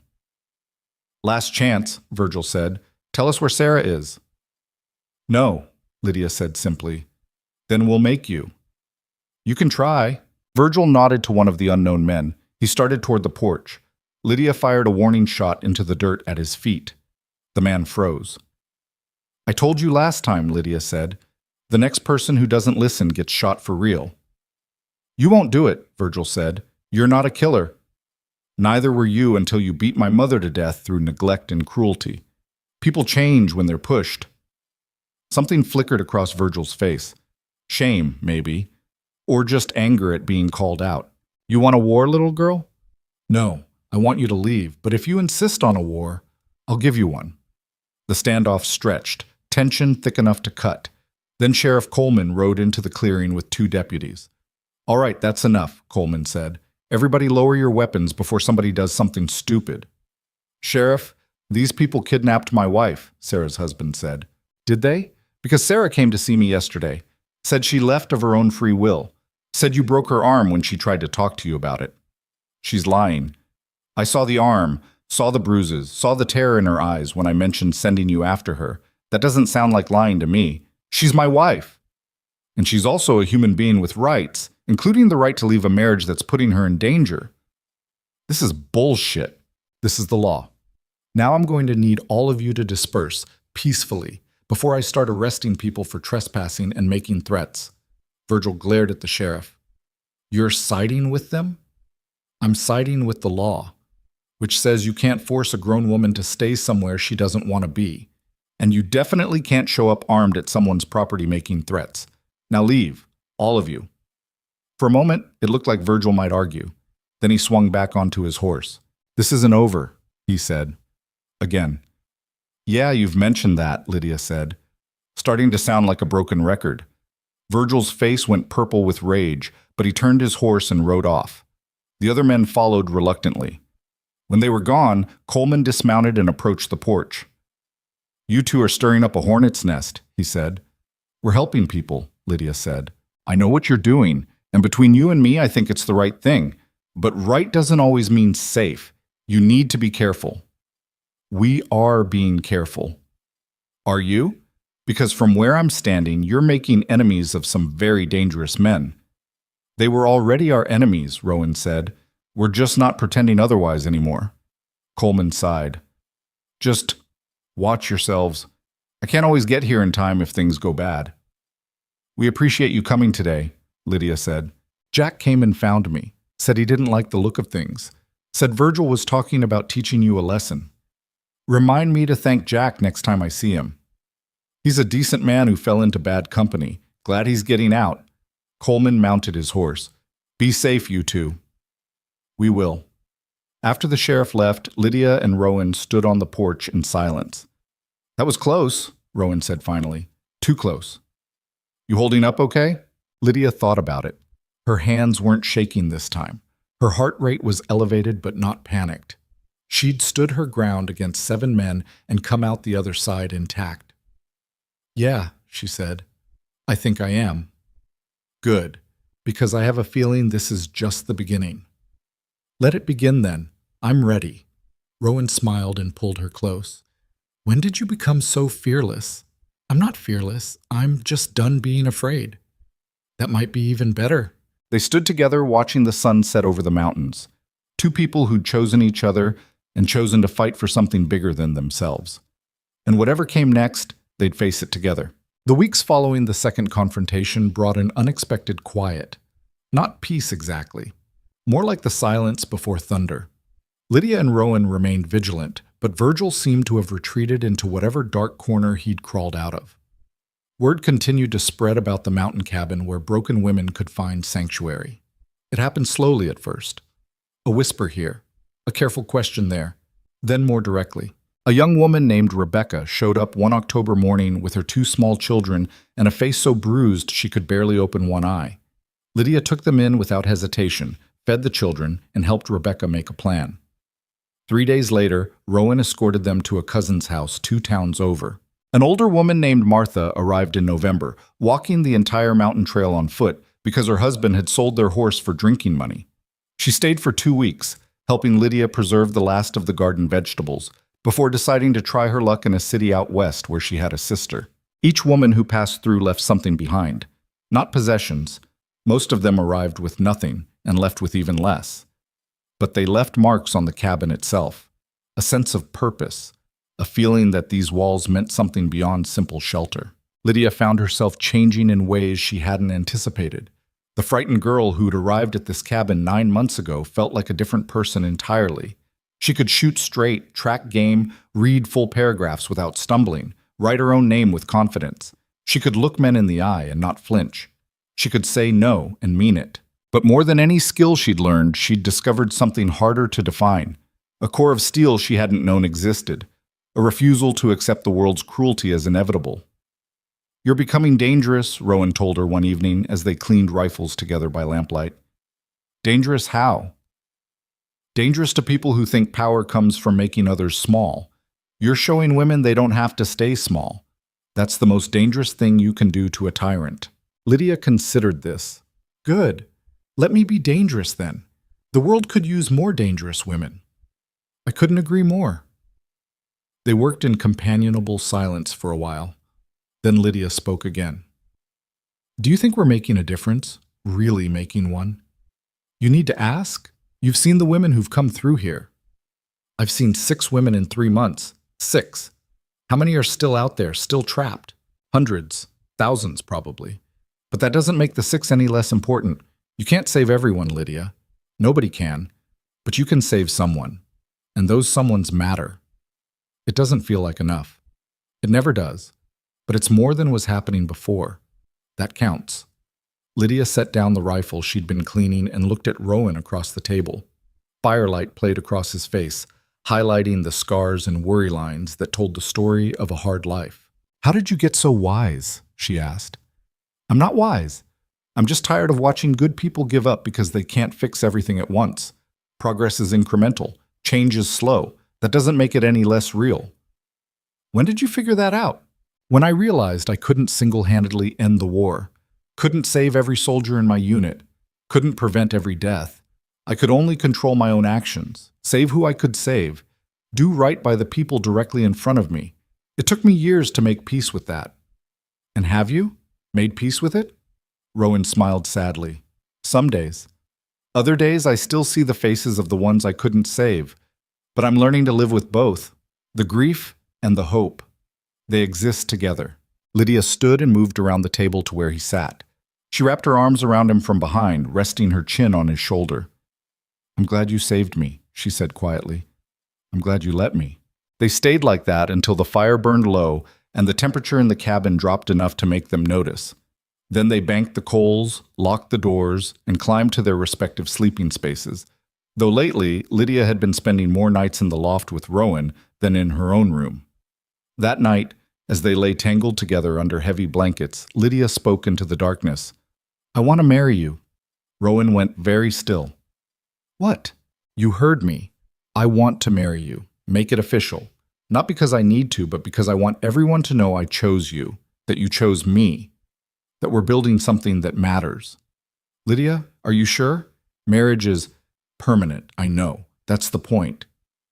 I just don't want you to feel pressured. We don't need a piece of paper to—" "I know we don't need it. I want it. There's a difference." Rowan pulled her closer. She could feel his heart beating against her back, quick and strong. "Ask me properly," he said. "What?" "If you want to marry me, ask me properly." Lydia turned in his arms so they were face to face in the darkness. "Rowan Creed, will you marry me?" "Yes." "Just like that?" "Just like that. I'd marry you tomorrow if we could arrange it." Lydia felt something bright and warm bloom in her chest.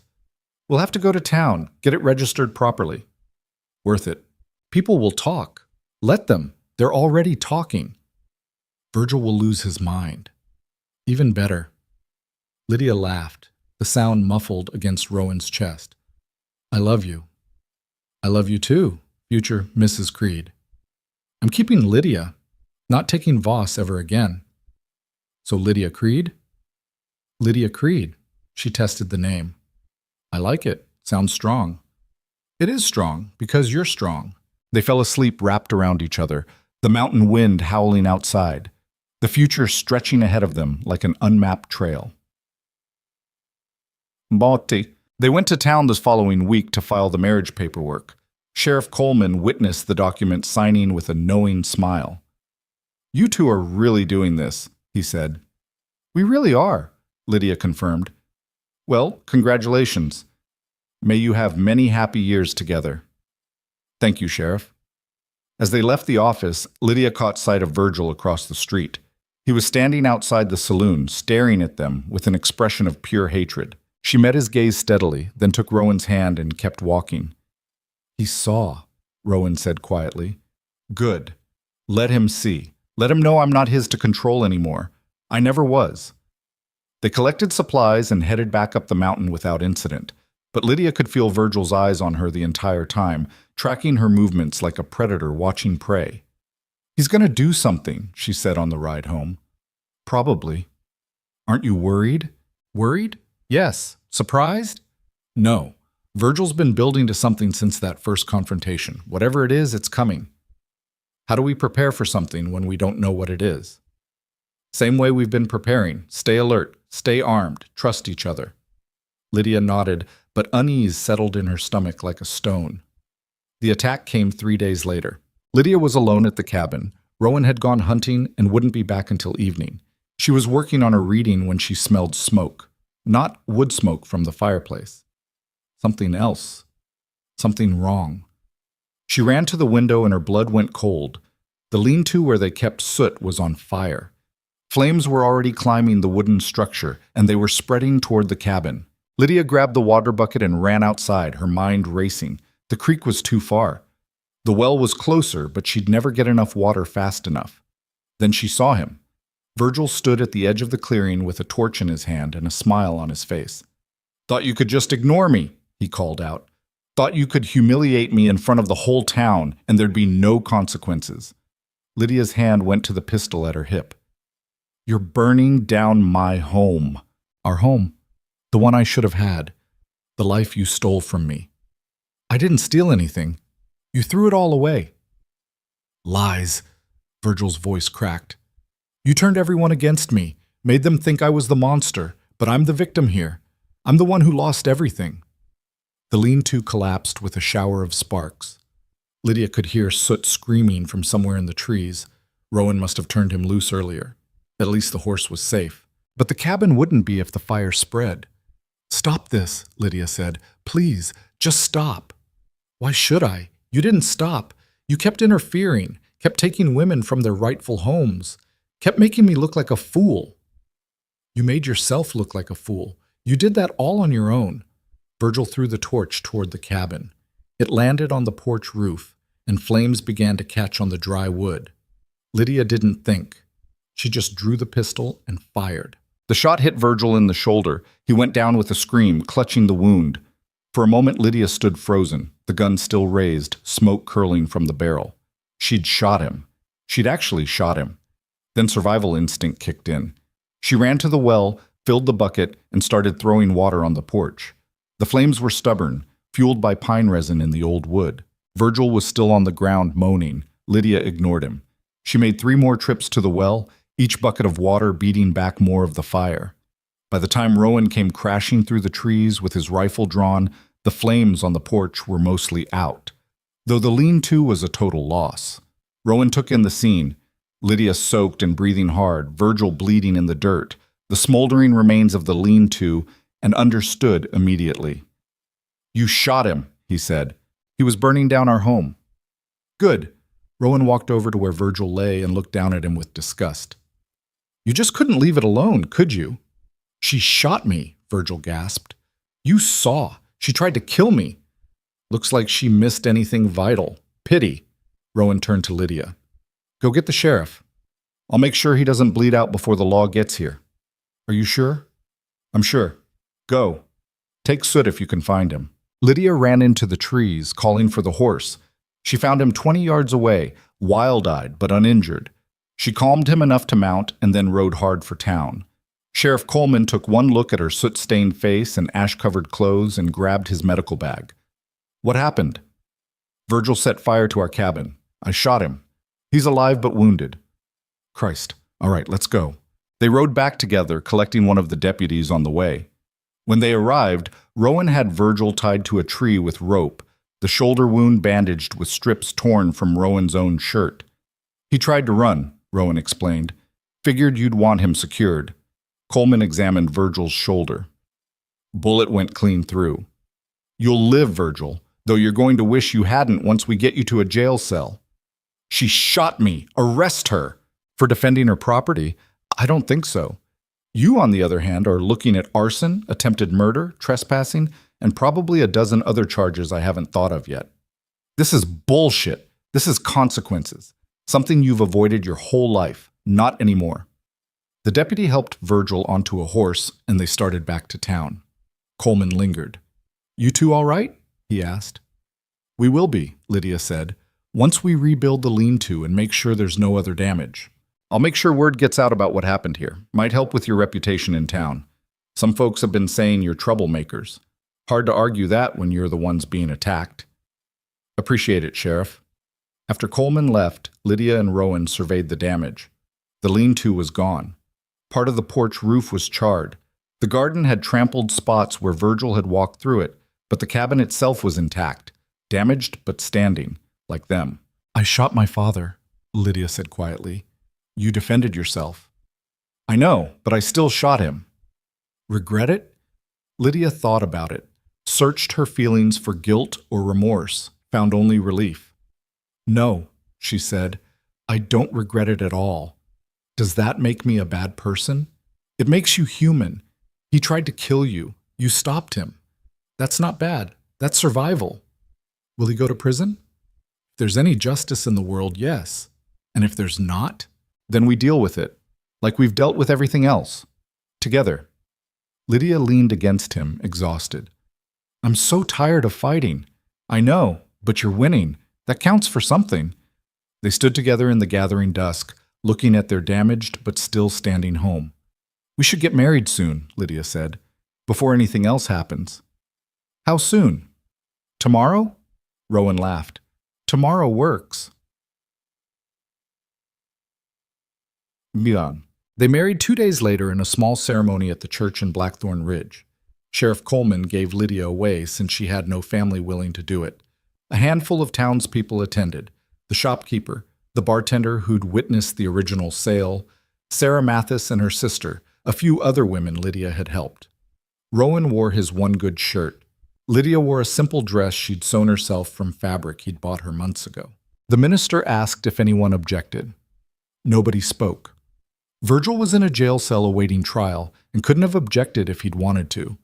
When it was done, when they were officially married, Lydia felt something settle into place, a rightness she'd never experienced before. How does it feel? Rowan asked as they rode back up the mountain together. Like coming home. Like I finally belong somewhere. You do belong. You always have. They spent that night in their rebuilt lean-to under the stars, too happy to care about the cold. Soot watched them with patient horse eyes, probably wondering why humans did such strange things. The next morning, they woke to find a group of people from town waiting at the cabin. They'd brought tools and lumber and supplies. Heard you needed help rebuilding, the shopkeeper said. Figured it was the least we could do. We can't pay you, Rowan said. Didn't ask you to. You've helped enough people in this town. Time we return the favor. They spent the day working together. Men and women from Blackthorn Ridge, who'd decided that maybe standing up to bullies was worth the risk. By evening, the lean-to was fully rebuilt and better than it had been before. As people prepared to leave, Sarah Mathis pulled Lydia aside. I wanted to thank you, she said, for helping me, for showing me it was possible to leave. You did the hard part. I just pointed you in the right direction. It was more than that. You gave me hope. That matters more than you know. After everyone left, Lydia and Rowan sat on their repaired porch and watched the sun set. People are good, Lydia said, when you give them the chance to be. Some people, not all. Enough. Enough people are good that it balances out the bad ones. You really believe that? I have to. Otherwise, what's the point? Rowan took her hand. I think you might be right. Patik. Virgil's trial happened in December. Lydia testified about the fire, the threats, the years of abuse. Other women came forward with their own stories. Women who'd known Virgil, who'd seen what he was capable of, who'd stayed silent out of fear. The jury deliberated for 20 minutes, guilty on all counts. Virgil was sentenced to 10 years in territorial prison. He'd be an old man by the time he got out, if he survived that long. Prison wasn't kind to men who hurt women. Lydia felt nothing when she heard the verdict. No satisfaction, no vindication, just a quiet sense of closure. It was over. She walked out of the courthouse with Rowan's hand in hers and didn't look back. Winter settled over the mountain with heavy snow and long nights. Lydia and Rowan spent the time working on the cabin, teaching each other skills, planning for spring. More women came seeking help. They arrived cold and scared and left warmer and stronger. Some stayed a night, some stayed weeks. Each one took a piece of hope with them when they left. By the time spring arrived, the mountain cabin had developed a reputation. It was a place of sanctuary, a place where the broken could heal, where the frightened could find courage. Lydia turned 21 that March. Rowan made her a cake that was lopsided and slightly burnt, and she loved it anyway. "Make a wish," he said. She closed her eyes and thought about what she wanted. A year ago, she would have wished for safety, for enough food, for the nightmares to stop. Now she wished for something different. She wished for the strength to keep helping others, for the wisdom to know when to fight and when to let go, for the love she'd found to continue growing instead of fading. She blew out the candle. "What did you wish for?" Rowan asked. "Can't tell you. It won't come true." "That's superstition." "Maybe, but I'm not taking chances." They ate the burnt cake and laughed about nothing and everything. Outside, the garden was beginning to sprout. The mountains were turning green again. Birds were returning from their winter migrations. Life was happening, real life, not just survival. One evening in late April, Lydia was sitting on the porch reading when she had a sudden thought. "Rowan?" "Yeah?" He looked up from the saddle he was oiling.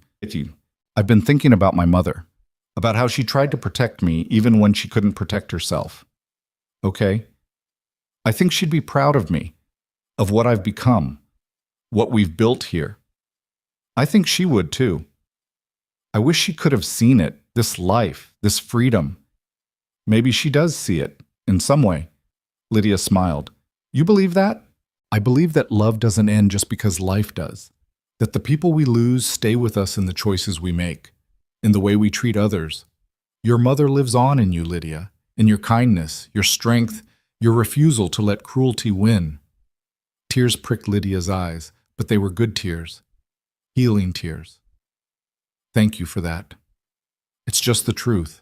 They sat together as the sun dipped below the mountains, painting the sky in shades of orange and pink. Somewhere in the distance, a wolf howled. The sound no longer seemed threatening, just another voice in the wilderness, another survivor calling out to say they were still here, still fighting, still alive. The story of the mountain cabin spread beyond Blackthorn Ridge, beyond the territory. Women traveling through heard about it. Some came seeking help. Others came just to see if it was real, if there really was a place where broken souls could find sanctuary. Lydia welcomed them all.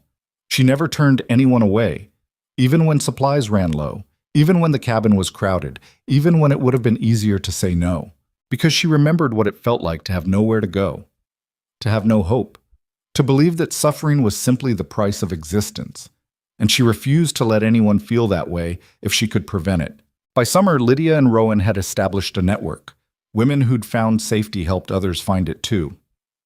Sarah Mathis opened her sister's home to women fleeing abuse. Martha, the older woman from November, started a boarding house specifically for women in transition. The shopkeeper in town began quietly directing women to the mountain cabin. It wasn't perfect. Some women went back to their abusers. Some situations ended badly. Some people couldn't be saved no matter how hard Lydia tried. But some could be. And that was enough. One evening in July, Rowan found Lydia in the garden, tears streaming down her face. "What's wrong?" he asked, kneeling beside her. "Nothing's wrong. Everything's right. That's why I'm crying. I don't understand. A year ago, I was starving and beaten and being sold like livestock. I thought my life was over, that I'd never be anything more than a victim." She looked at him, her face wet with tears. And now look at me. I'm married to a good man. I have a home. I can read and write. I'm helping people. I matter. My life matters.